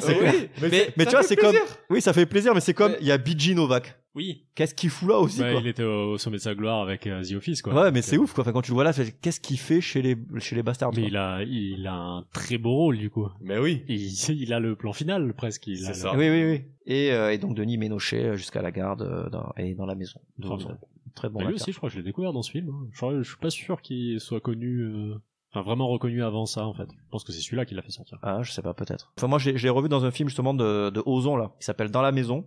Qui est un très bon film, j'avais bien aimé. Et aussi, je rebondis sur ce que t'as dit, Adrien, que t'as dit que c'était certainement le meilleur film de Tarantino. Parce que la dernière réplique du film, donc je pense que même Tarantino pense que c'est son meilleur film. La dernière réplique du film, c'est That might be my masterpiece. Oui. Ah oui. Oui, exact. Tu vois, quand Oui, il la croix gammée. Ouais. Moi, j'ai bien aimé le sergent Stiglitz. Ouais. Vous savez, le nazi qui était renfermé parce qu'il tue les autres nazis. Ah oui, il est génial, lui. Et je crois qu'ils ont fait un petit court-métrage sur ce sergent, en fait. Ah ouais. Je crois qu'Eli Ross a fait un petit court-métrage sur ce sergent. Chill Trigger. Je sais plus comment il s'appelle. Mais moi, dans le futur, j'aurais bien aimé en voir plus des bastards, quoi. Tu vois, parce qu'on nous en présente deux, tu sais, façon machin. Et en fait, ils sont plusieurs, et tu sais, moi, j'aurais bien aimé avoir une espèce de glorification, voire suivre plus eux, tu vois, que à la Tarantino, finalement, où t'as des histoires comme ça qui se passent, des séquences. En fait, c'est des séquences qui se passent. Et par contre, les bastards, on vient voir Inglourious Bastards, tu vois. Et j'avais envie de suivre ces mecs, tu vois, faire toutes les exactions qu'ils font. Et en fait, tu vois, quand on voit le fameux 99999, tu vois, Hitler qui s'énerve contre eux, il explique ce qu'ils ont fait. Mais en fait, on n'a pas vu tout ça. Et c'est une explication hors champ et c'est dommage, tu vois. Ça, voir les trucs qu'ils ont fait, tu vois, pour. Puis surtout, c'est inspiré de faits réels, donc c'est inspiré voilà. Donc juste, j'avais noté quelques trucs. Donc c'était inspiré de l'opération Green Up. Une opération d'espionnage effectuée par le Bureau des services stratégiques, donc l'OSS, des États-Unis du 26 février au 3 mai 45, la dernière étape de la guerre mondiale. Et du coup, j'ai regardé un petit peu un documentaire qui s'appelle comment il s'appelait déjà, c'est les vrais Inglourious Bastards.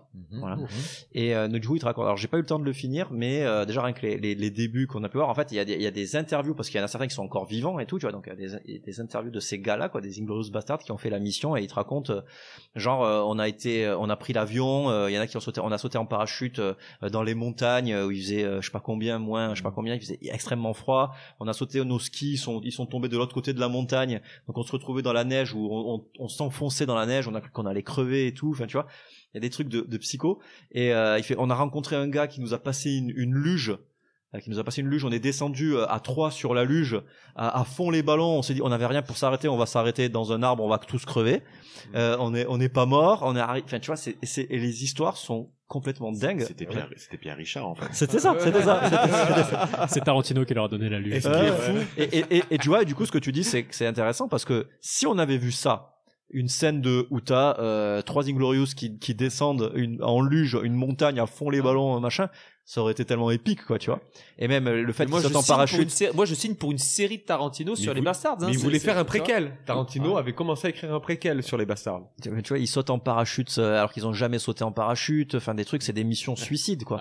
Et genre à la base, parce que c'est des gars qui sont engagés dans l'armée comme ça pour aller buter du nazi, quoi, tu vois. Et il y avait ils faisaient des brainstorming d'idées, et ils avaient une idée où c'était on saute d'un avion dans un camp avec des caisses d'armes, et on distribue toutes les armes aux juifs. Et on voit ce qui se passe. Et là, le général de l'armée, il a dit, écoute, jette-toi par la fenêtre, ça ira plus vite. J'ai trouvé cette réplique géniale, quoi. Voilà. Et il y a plein de trucs dans ce documentaire, là, j'en oublie certainement, des anecdotes qui sont incroyables. Super intéressant. Ouais. Après, Tarantino, dans ce film aussi, il fait des liens sur les autres films. Mais laissez-moi vous lire le truc. C'est vrai. C'est quand Quentin Tarantino à créer les liens de parenté entre les personnages de ces différents films. Ainsi, en 2015, Tim Roth nous apprenait qu'Oswaldo Mowbray Petticox, de son vrai nom, son personnage dans Les 8 salopards, n'est autre que l'arrière-grand-père d'Archie Cox, le lieutenant britannique qui se fait passer pour un Allemand dans Inglourious Basterds, incarné par Michael Fassbender. Aldo Raine de Brad Pitt, là, enfin c'est Brad Pitt qui incarne Aldo Raine, le commando des Bastards. Il serait l'arrière-grand-père du camé Floyd dans True Romance. Oh là. Ouais, et Floyd, qui c'est qui joue Floyd dans True Romance? Brad Pitt. Ouais, c'est vrai. Ah. Et ouais. Et c'est Tarantino qui a produit True Romance, et c'est un film de Tony Scott. C'est son premier scénar. Okay. C'est ouf. Ouais. D'accord, ok. Ouais, j'avais Tarantino Univers. Il y avait un truc comme ça avec les frères de la Vega, là. Il y avait, oui, c'est vrai. Ouais. Je sais plus à quoi ils étaient connectés.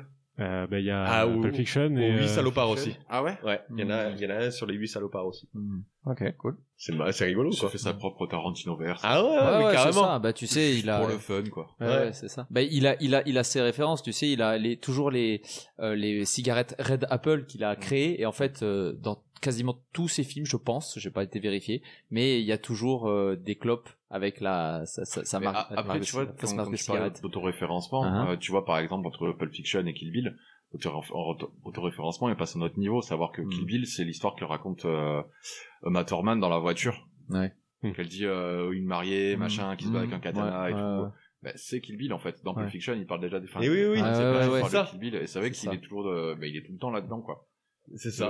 Si je développe une idée dans un film, ça peut peut-être faire un truc marrant, vas-y, c'est parti, quoi. Ouais. Faut revoir tous les Tarantino, voir si à un moment ça parle de chasseurs de nazis, peut-être que. Oui, peut-être. Toi qui parlais de Grindhouse, Machete. Ouais, Machete, ouais. Machete, une bande-annonce dans Grindhouse. Si vous savez que dans Grindhouse, il y a Planète Terror et Death Proof. Et entre Planète Terror et Death Proof, il y a les petites bandes-annonces. Voilà. Et à un moment, on voit Machete. Et ben, Machete a été réalisé par Robert Rodriguez.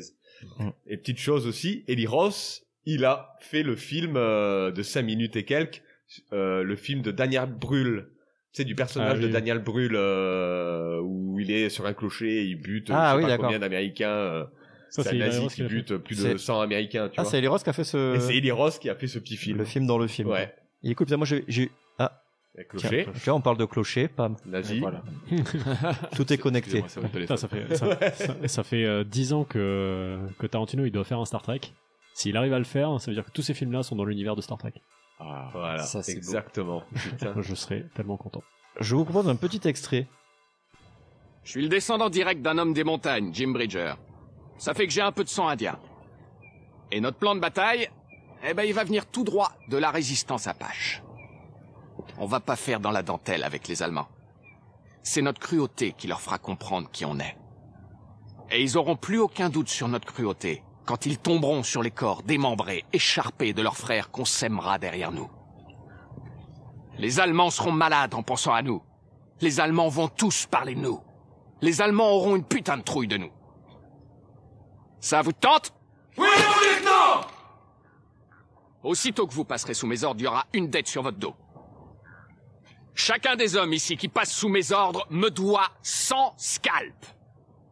Et je les veux, les scalps. Bon, ça, c'est la bande-annonce. Parce que j'en fais des tapis. Mais du coup, il va y avoir un western de Tarantino avec un Tom Bridger, là. Tom Bridger, il va y avoir un film. J'ai du sang indien. C'est dommage, en VO, il a un accent très... Oui, très marqué, ouais. Très marqué, ouais. Il est très bien, et il prend de la coque tout le temps, hein. Personne n'a été choqué. Le gars, Aldo Raine, prend de la coque tout le temps. Mais non, je n'ai pas vu ça. Mais bon, il y a que ceux qui prennent de l'AC qui le voient. C'est vrai. Très bien, est-ce que vous avez autre chose à rajouter sur Inglourious Basterds? C'est un film de merde. Non, il est très bien, très bien. Très bon film. Merci, Quentin Tarantino. Merci Quentin. Merci Quentin. Eh bien très bien, nous allons passer au moment du coin du bis qui va nous parler d'un film de Nazi Exploitation. Évidemment. Le coin du bis. Le coin du bis. Le coin du bis. Le coin du bis. Le coin du bis. Avec Mathieu. Alors la Nazi Exploitation, je pense de loin, de très très loin même, c'est un des sous-genres bis les plus éclatés, les plus controversés qui soient, dont l'âge d'or se situe dans le milieu des années 70, avec des films comme Portier de nuit, Ilsa la Louve des SS, qui est peut-être le film le plus connu du genre, ou Saloon Kitty de Tinto Brass, mais dont les prémices en fait se situent plutôt à la fin des années 60, avec notamment Les damnés de Luchino Visconti, et surtout le film dont je vais parler indirectement aujourd'hui, qui est Camp spécial numéro 7, un film de Lee Frost qui est un petit peu oublié aujourd'hui. Alors Lee Frost, c'est quelqu'un dont j'avais déjà parlé dans une précédente capsule, celle sur la Blaxploitation, je crois de mémoire, parce que c'est le futur réalisateur de Black Gestapo, donc un film qui mélange Blaxploitation et Nazisploitation, et qui a aussi réalisé pas mal de petites séries B un peu éclatées. Donc voilà, je vais pas forcément vous parler d'un film directement aujourd'hui, mais plutôt d'un livre qui traite du film en question. Le livre, c'est Les Poupées, écrit par Clovis Gou, qui est sorti donc il y a quelques mois en arrière, et qui est une espèce de bouquin un peu étrange, un peu de niche aussi surtout, qui revient en fait sur le destin de 4 personnages. Alors il y a déjà Yael Dinur, donc une personne qui a vraiment existé, qui est donc un des survivants de l'Holocauste, et qui en fait a été, je crois, la première personne à raconter avec des détails en fait ce qui s'est réellement passé dans les camps de concentration. Et en fait c'est un bouquin qui a énormément en fait choqué à l'époque. On suit donc le parcours de cette personne, et c'est assez glaçant, assez compliqué. Et en parallèle, on va suivre le destin de 3 autres personnes qui sont peut-être un peu plus connues pour nous cinéphiles. Il y a déjà Leni Riefenstahl, donc qui était la réalisatrice entre guillemets sous les ordres du Troisième Reich, et qui en fait dans le bouquin est décrite comme une espèce de vieille mégère acariâtre, insupportable, abaffée, et qui en fait ne comprend pas trop pourquoi tout le monde la déteste, quoi, parce que bon, elle est de toute façon identifiée comme une nazie, même si elle a essayé de se justifier, de s'excuser plus tard, il n'y a rien qui a fait. On suit aussi Luchino Visconti, donc qui est en pleine préparation des damnés, et il y a une petite concurrence entre lui et Pasolini qui plus tard fera Salo, donc la petite compétition entre Pasolini et Visconti, je sais pas si elle est vraie, mais en tout cas dans le bouquin elle est assez amusante. Et du coup le 4e personnage, c'est Bob Kress. Alors Bob Kress, c'est un des acteurs de Camp spécial numéro 7, donc réalisé par Lee Frost. Et Bob Kress, en fait, c'était quelqu'un qui était juste un sale con, qui avait une espèce de fascination pour tout ce qui était armes et costumes issus du Troisième Reich, et qui du coup, dans Camp spécial numéro 7, joue à la fois le rôle principal, donc le méchant, et celui de spécialiste des nazis. Donc le mec était juste insupportable, et le film s'est tapé un bon gros bide. Bob Kress a été blacklisté dans tous les sens, mais des années plus tard en fait il va se retrouver consultant sur Ilsa, la Louve des SS en 75, et le mec en fait a une telle réputation de connard que personne ne va oser l'approcher ou quoi. Enfin, plusieurs fois sur le tournage apparemment il va essayer de draguer Diane Thorne, donc qui joue Ilsa, et ça va très mal se passer. C'est vraiment le récit d'un sale con, quoi. Le mec va assez mal finir, il va mourir dans l'indifférence la plus totale. C'est un personnage assez détestable mais assez haut en couleur. Et donc le bouquin met en parallèle en fait ces 4 destins, donc du plus tragique historiquement parlant au plus débile, quoi. Donc Bob Kress et Leni Riefenstahl, avec au milieu toujours cette espèce de question du cinéma, et de qu'est-ce qu'on a le droit de représenter au nom du divertissement, et est-ce qu'on n'est pas non plus en train de se perdre par rapport aux horreurs qui ont pour le coup réellement eu lieu, quoi. Donc voilà, ça se lit assez facilement, ça s'appelle Les Poupées, c'est donc écrit par Clovis Gou. C'est encore une fois un petit peu de niche, mais voilà, pour les amateurs de Nazisploitation, je pense que vous pouvez vous jeter dessus, parce qu'il y a il y a à la fois des moments extrêmement glaçants dans le bouquin et d'autres qui sont vraiment à crever de rire. Donc c'est vraiment très très très particulier, mais voilà, c'est le bouquin que je vous conseillerais aujourd'hui. Eh bien merci beaucoup Mathieu, nous allons maintenant passer au quartier libre. Ah, très bien. C'est seulement quand on a tout perdu qu'on est libre de faire tout ce qu'on veut.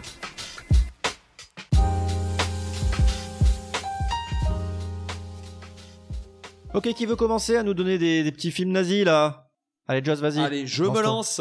Film français, même s'il fait pas très français, Stalingrad, de Jean-Jacques Hano. Avec donc Jude Law qui fait un gentil communiste, enfin gentil russe, et Ed Harris qui fait le méchant allemand. C'est évidemment Ed Harris ne fait que des méchants, c'est ça. C'est pas le pain. Ta gueule. Oh on s'arrête là. Mais il aime beaucoup les blagues sur les brioches Peach et tout. Oui, son truc. exactement. Ouais. Pain au chocolat. Une blague sur les pains au chocolat. Allez. Alors Jude Law, et donc c'est un non, je vais le faire très simple. C'est un duel de snipers. Voilà. On est un duo entre 2 snipers, on va dire d'élite, qui sont donc Jude Law, qui est on va dire le gentil, donc qu'on suit, qui est un Russe, et donc Ed Harris, qui est le méchant sniper allemand. Et voilà, c'est tout ce que j'ai à en dire. Ça se passe où, à Tokyo? Ça se passe à Stalingrad, connard. C'est vrai que c'est un peu dans le titre, oui. Voilà. Fais un effort. Ouais. Donc capitale de la Belgique. Exactement. Voilà, une petite histoire d'amour, mais bon, bref, c'est voilà. Pas mal. C'est haletant. Mais il est bien. Il est très bien. Il est très bien, vraiment. Ok, je l'ai pas vu celui-là. Moi j'ai bien aimé. Mais j'ai été surtout Regarde. surpris de savoir que c'était Jean-Jacques Hano qui avait fait ça. Ok, Franchement, c'est Jean-Jacques Hano. C'est pas tout à fait son style habituel, mais c'est de lourd, ça. C'est le film, c'est c'est le film préféré de mon père. Oh, Il en parle tout le temps. Ouais, d'accord. Vassili Zaïtsev et tout ça. Ouais, Du coup, je Vassili connais. Zaïtsev. Pour les joueurs de Counter de l'époque, tout le monde avait Ouais. le pseudo Vassili Zaïtsev. Ah ouais? Complètement. Parce que très peu d'imagination. Voilà, bien sûr, tu sais les joueurs de Counter. Et il snipait avec quoi? Avec la 4.6 ou la 4.2? À la 4.6, bien sûr. Ok, très bien. Voilà. Qui veut ensuite Ouais. Alors moi, je vais pas faire dans la dentelle, je vais dire Kung Fury. Un petit Oh, court-métrage. oh là là. J'avais même pas pensé. Putain. Un petit court-métrage comme ça à voir. Je pense que c'est sur Netflix. Hein. Et là, il va faire un film avec toujours David Hasselhoff, avec Michael Fassbender, Arnold Schwarzenegger. Celui qui a fait Kung Fury va sortir le film. Faut que Kung tu essayes Fury. de nous faire le pitch. J'attends Alors avec là, impatience. Le pitch, c'est un peu chaud, mais Kung Fury, C'est une histoire vraie. C'est d'après une histoire vraie. toujours. Ça se passe dans les 80s fantastiques, on va dire. Et c'est un gars qui mène une guerre contre Adolf Hitler, qui revient à remonter le temps. En fait, il arrive à remonter le temps dans les 80s et il veut imposer. Pas le temps. Il avance du coup. Il avance dans le temps. Oh, il avance dans le temps, pardon. Et il veut imposer en fait le nazisme à tout le monde, quoi. Donc du coup, voilà. Et c'est dans celui-là qu'il y a Ackerman. Il y a Ackerman, ouais. Mais t'as dit court-métrage. C'est un court-métrage. C'est un moyen-métrage. Ouais, c'est ça, il me fait semblait. 50 minutes, je crois, non? Ouais. Non, même pas. Il fait 16 minutes. Ah ouais? Kung Fury. J'arrive plus à me souvenir. Moi j'aurais dit plus. Ouais, Ouais, moi aussi. Moi, je crois qu'en 30 fait, ou 40 il me minutes. semble que j'aurais dit. c'était genre un Ouais, court-métrage il me semble qui, du coup, a été tellement, je sais plus, Je vais dire ça. tellement populaire qu'il en a fait un moyen-métrage. Ouais, Il y avait- J'aurais dit 30 minutes. Ouais. 31 minutes. La vérité était entre les deux. Ouais, voilà, c'est ça. Et je vais dire le pianiste. Ouais, Aussi, formidable, que j'ai adoré. Voilà. Ok. On en avait déjà parlé pendant l'épisode de la Seconde Guerre mondiale du pianiste. non Oui, Ouais, je on a pense déjà aussi. parlé, ouais.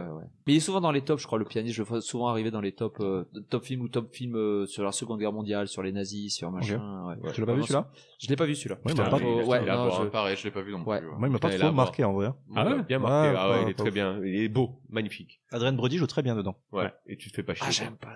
À voir. Mais qu'est-ce que t'aimes toi? Mais les pains au chocolat, passe-moi. Jésus. Alors, moi, je vais vous recommander Papy fait de la résistance. Ah, évidemment. Ouais. J'avais pas envie au vu des films qu'on a regardés, qui étaient assez très legit sérieux, voire gore ou torture porn, tout ça. J'avais envie de faire un petit bonbon. Hein. Ah, petit bonbon. Donc, Voilà. Genre Junio qui hurle, moi je. J'y reviens. Et donc du coup, c'est l'histoire d'une famille bourgeoise parisienne. Hein, la mère est cantatrice, tout ça. Qui du jour au lendemain, les nazis débarquent et un commandant nazi doit venir sur Paris et machin. Et il squatte la baraque. Il rentre, il dit nous c'est nazis, on récupère ces Hanouya. Et il le fait bien. Et voilà, et ça donne lieu à plein de petits gags. Donc du coup, celui de Gérard Jugnot, qui était l'espèce de mec à tout faire en bas de chez eux, qui était un gros con de collabo, et qui passe dans la Gestapo et voilà, qui donne lieu à des moments de grâce, comme n'ayez pas peur, c'est français, c'est la police française. Voilà. Et à l'époque des blogs BD, parce que je le rappelle, je dessine, trouvez-moi sur les internets. Quelle est l'adresse du? Alors, c'est Jesus Art sur Comment tu l'appelles? JIZUSS. Comme ça. Allez, c'est raccord. Tout à fait. Non, elle est donc à l'époque des blogs BD, il y avait une copine, Lunar, qui avait trouvé un remix, du coup, de Gérard Jugnot qui fait à Hitler, et elle avait fait un remix techno avec, qui me faisait mourir de rire à l'époque. Voilà. Ok. Et je voudrais aussi juste recommander un passage du film Le Loup-garou de Londres, où il y a des loups-garous nazis. Mais oui, c'est à noter c'est quand vrai. même. C'est à noter. Dans le Loup-garou rêve, de Londres, ouais. c'est celui de Ouais, John après- Landis? Ouais, Ah ouais? dans le film de John Landis. Putain, ouais. j'ai vu ah oui. Après qu'il soit fait mordre et qu'il est en train de délirer et de rêver. Ouais. Et il est Oui, il est rentré, oui. il est avec sa meuf et compagnie. Et là, Une d'un coup, fusillade de bam, dingo. Fusillade, loup-garou nazi qui rentre et C'est incroyable. Ah. Incroyable cette séquence. Ah ouais, elle est trop bien. Incroyable. Donc du coup, voilà. C'est vrai, putain, Je j'avais me oublié ce souvenais truc. plus, ouais. C'est Je me formidable. souvenais plus du tout. Eh bien, ce sont de belles recommandations. Peux-tu me faire un petit Gérard Jugnot, s'il te plaît, vite fait? Non. Oh là là. Ah putain, fallait faire une Ah, Gérard bah, t'auras pas ton cachet, voilà. Non. Adrien. Ouais, moi je me suis rattrapé un film que je voulais voir depuis longtemps qui s'appelle Ces garçons qui venaient du Brésil. Alors c'est ça. On laisse pas dans le même podcast, laisse-le finir. Il n'y a pas dit dans la pornographie, putain. Il n'y a pas de nazis, c'est juste un boulard. C'était pas grave.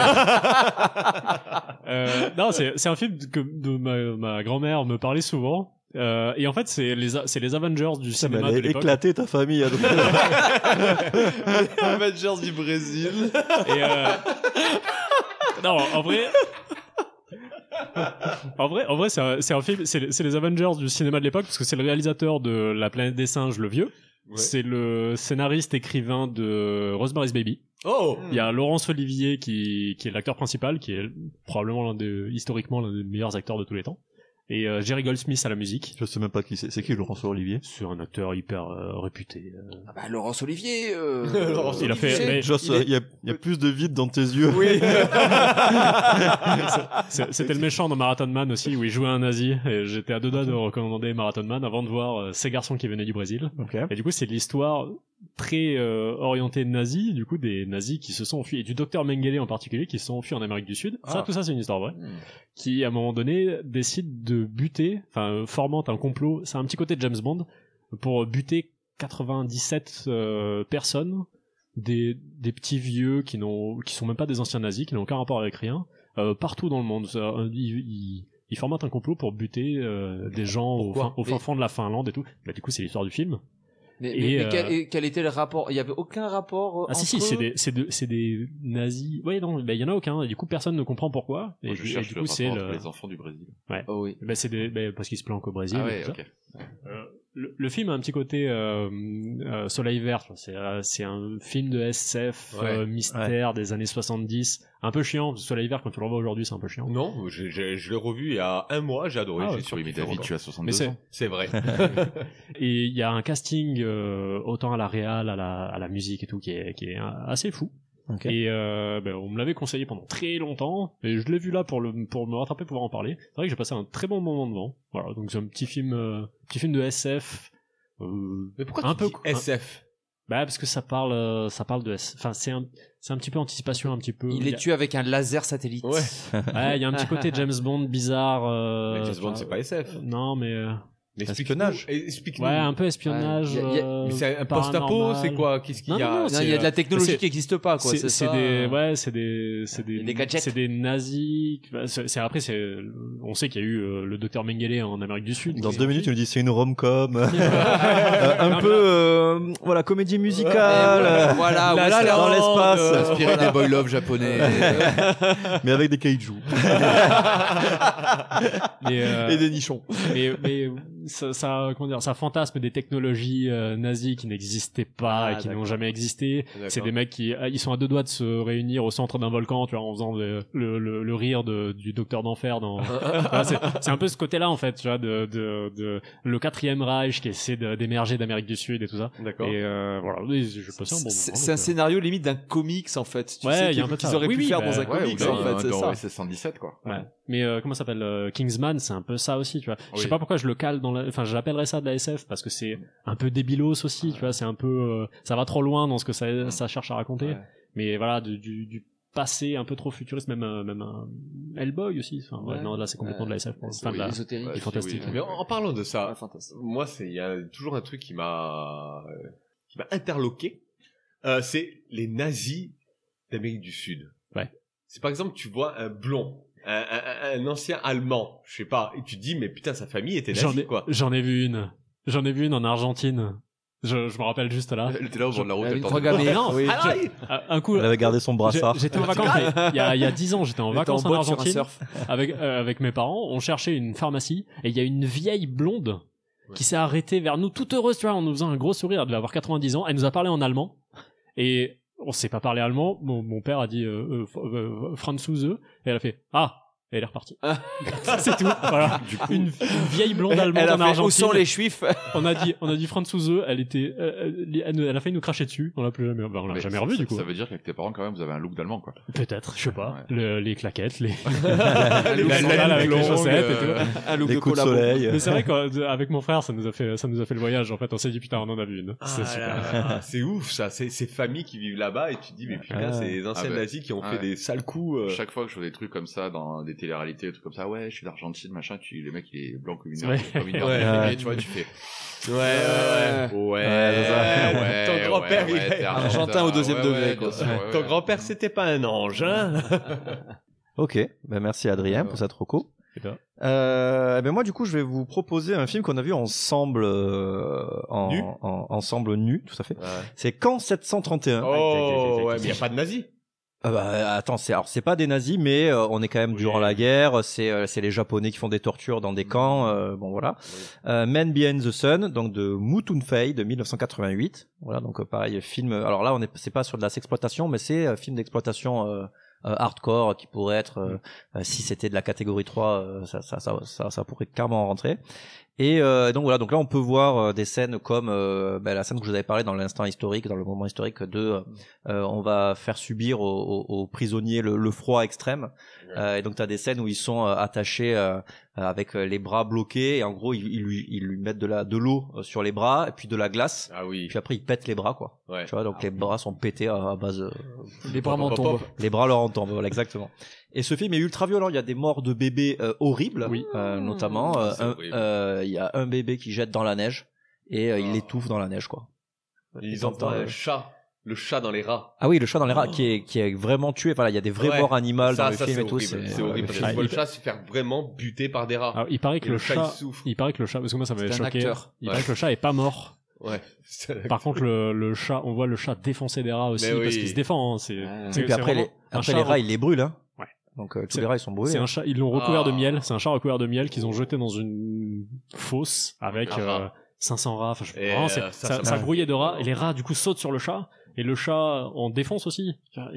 Et à la fin, je crois que le chat est mort. Les bébés dans la neige finalement. Oui. Voilà. Donc en fait, ce film est une reco qui n'est pas pour tout le monde évidemment. C'est un film extrêmement violent et qui marque qui marque à jamais. Voilà, si vous aimez le cinéma extrême d'horreur, vous avez ce fameux Men Behind the Sun qui est bien dégueu. Mettre Kem pour un massacre. Non, et sinon j'avais un deuxième que m'avait proposé Adrien. Donc voilà, c'était La Vague. Oui, très bien. Donc La Vague de film de 2008 qui c'est pas nazi. Alors, on comprend. Oui, tu vois où je veux en venir. Bien sûr. Évidemment, c'est pas des nazis, mais ils essayent de reproduire un système totalitaire comme le Troisième Reich, en partant sur des principes comme trouvons-nous tous un signe. Donc c'est un prof qui explique à sa classe, voilà, il avait failli donner un cours sur l'anarchie, mais il s'est trouvé à donner un cours sur le totalitarisme. Et donc il va dire maintenant on va voir si on peut reproduire ça. Par exemple, dessiner un logo. Par exemple, créons-nous un geste, donnons un nom à notre groupe, portons les vague d'ailleurs, il l'appelle. Il s'appelle juste La Vague, il s'appelle, je crois. C'est pas la troisième vague. Non, juste La Vague.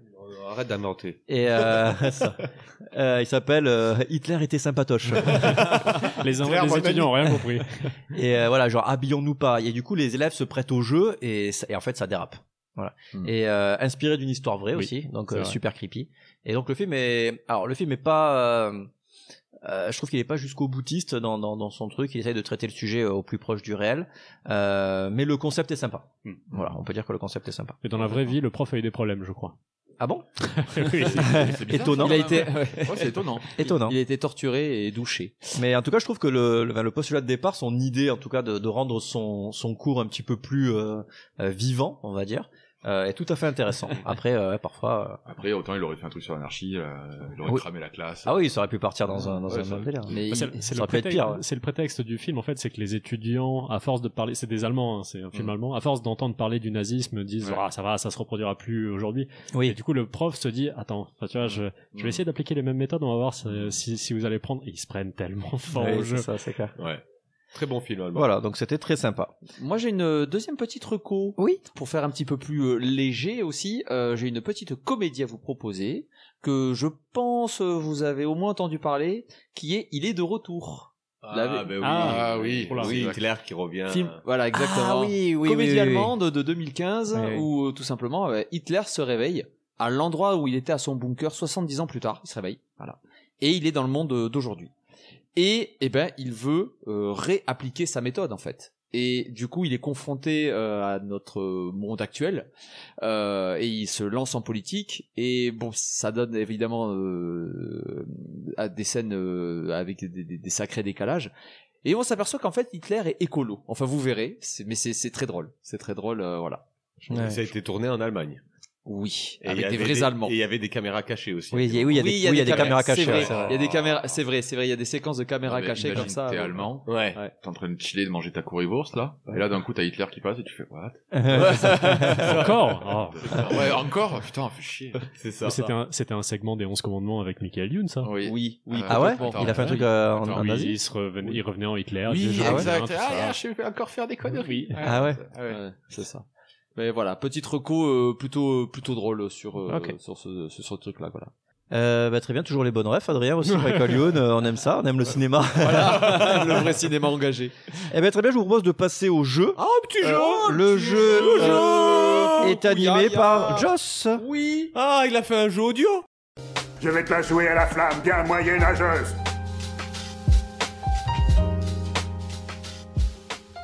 Aujourd'hui, des questions de géographie, j'espère. Exactement. L'Allemagne.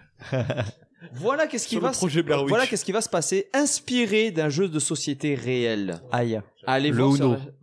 Quasiment. Les 1000 bornes. Oui. Un petit jeu audio donc inspiré d'un petit jeu de société que nous testons d'ailleurs sur la chaîne de Drawer TV. La vidéo abonnez-vous, mettez la cloche, exactement.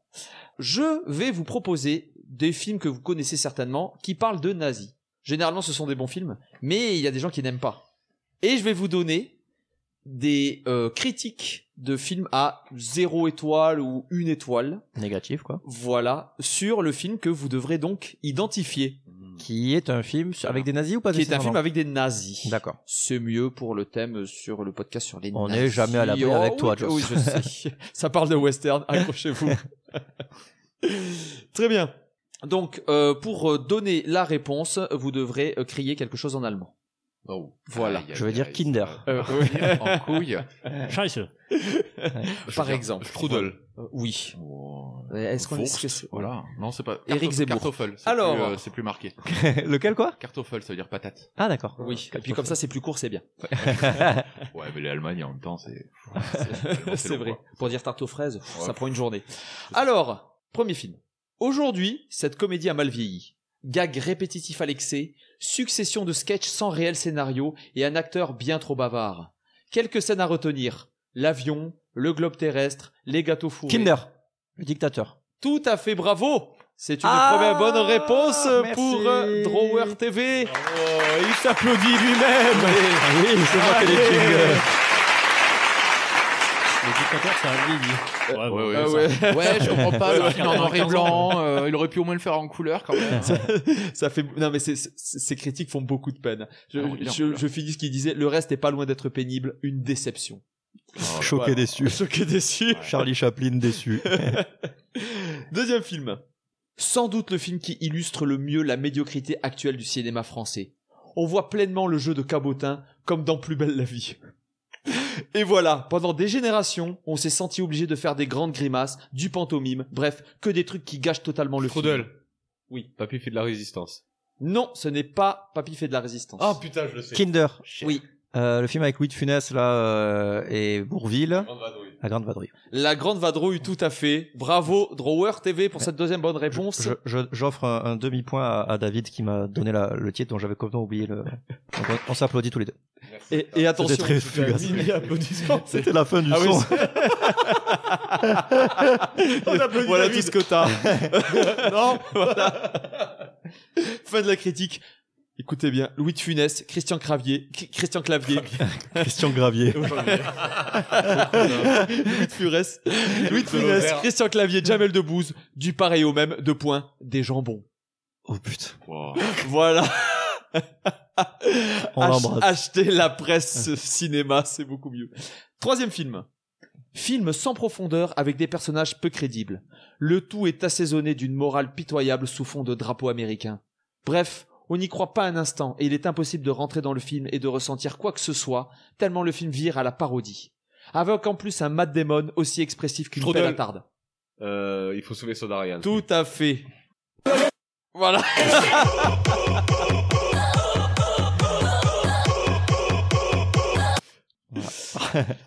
D'accord.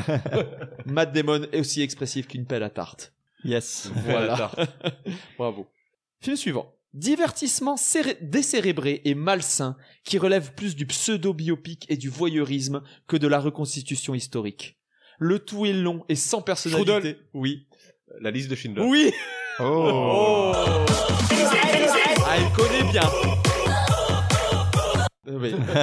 Le tout est long et sans personnalité et rebutera tout spectateur exigeant.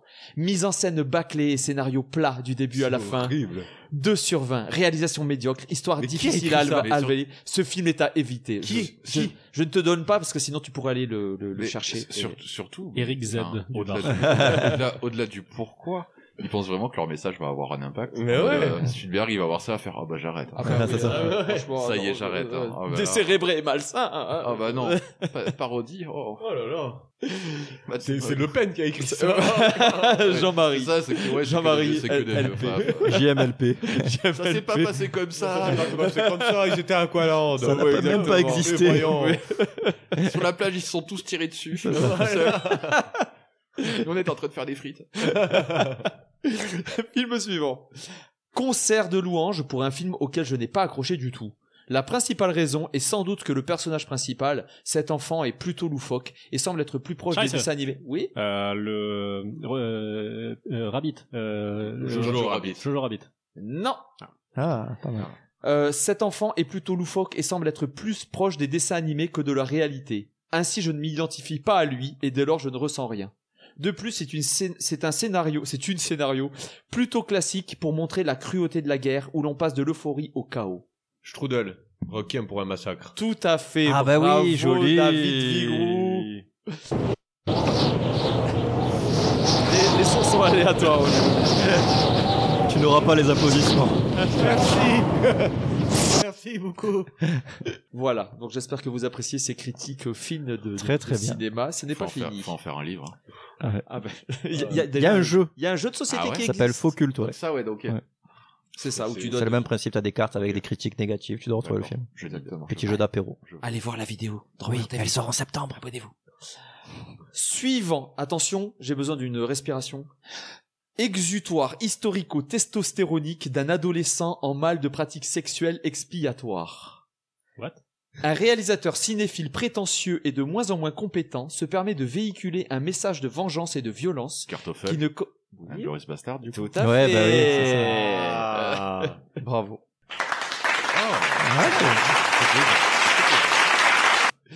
Un message de vengeance. Voilà, ça c'est pour moi. Parce que quand même. Ah, on n'avait pas mis de P, hein. C'est le track. Ah, putain, c'est notre premier P. P. Putain, qu'est-ce qui se Est-ce passe que tu peux en mettre 2 d'affilée, s'il te plaît? Je pourrais, mais la tablette va pas aimer. J'en ai fait au moins 6 ou 7, moi, depuis le début de l'émission. Ah bon? Il y avait une odeur. C'est lui, ouais. Un message de vengeance et de violence qui ne correspond à aucune éthique connue par l'humanité, mais qui passe plus facilement lorsqu'il est enrobé par un bon jeu d'acteur et une importante dose d'humour. C'est un autre film, là, ou Non, c'était c'était la fin de la critique. Donc le mec, quand même, il admet que le film est bon, quoi. Oui, c'est ça. Ouais, mais c'est de la merde. Par contre, les acteurs sont bons. Et puis bon, c'est drôle. Le scénario, il est ok, tu vois, bon. Bon, le réalisateur, il est cool, quand même. Ouais, c'est J'ai acheté le Blu-ray. Ok. Je me suis convaincu. C'est même pas moi, j'ai appuyé il y a 1 heure, il est sorti maintenant. La tablette a pris le contrôle du podcast. Elle nous pète à la gueule, quoi. Avant-dernier film. Oui. Mot réalisateur au possible. Étrange titre, étrange pays. Mais que sait le réalisateur sur les skinheads? Dans ce film... Imperium. Non. Hooligan. Il y avait Adrien avant. American History X. Tout à fait. Ah bah oui, évidemment, évidemment. Eh oui. Un film qui fait mal Merci aux dents. Adrien. C'est tout. Merci Adrien. Ça surprend. Que c'est le réalisateur sur les skinheads? Dans ce film, le réalisateur a mis le paquet, la vengeance, les vilains racistes blancs, les gentils noirs et le chevalier au grand cœur. Bref, à la hauteur du QI des Américains.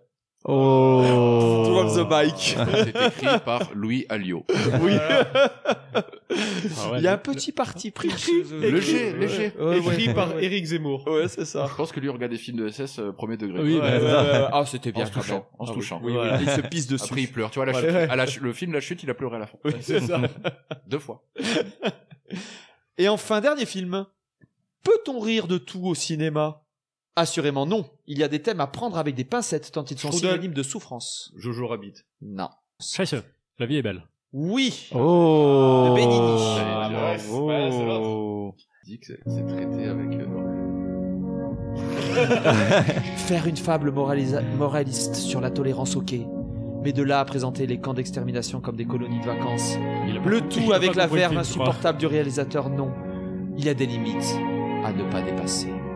Et nous sommes d'accord avec cette critique. Fin du jeu. Merci Joe. Merci beaucoup.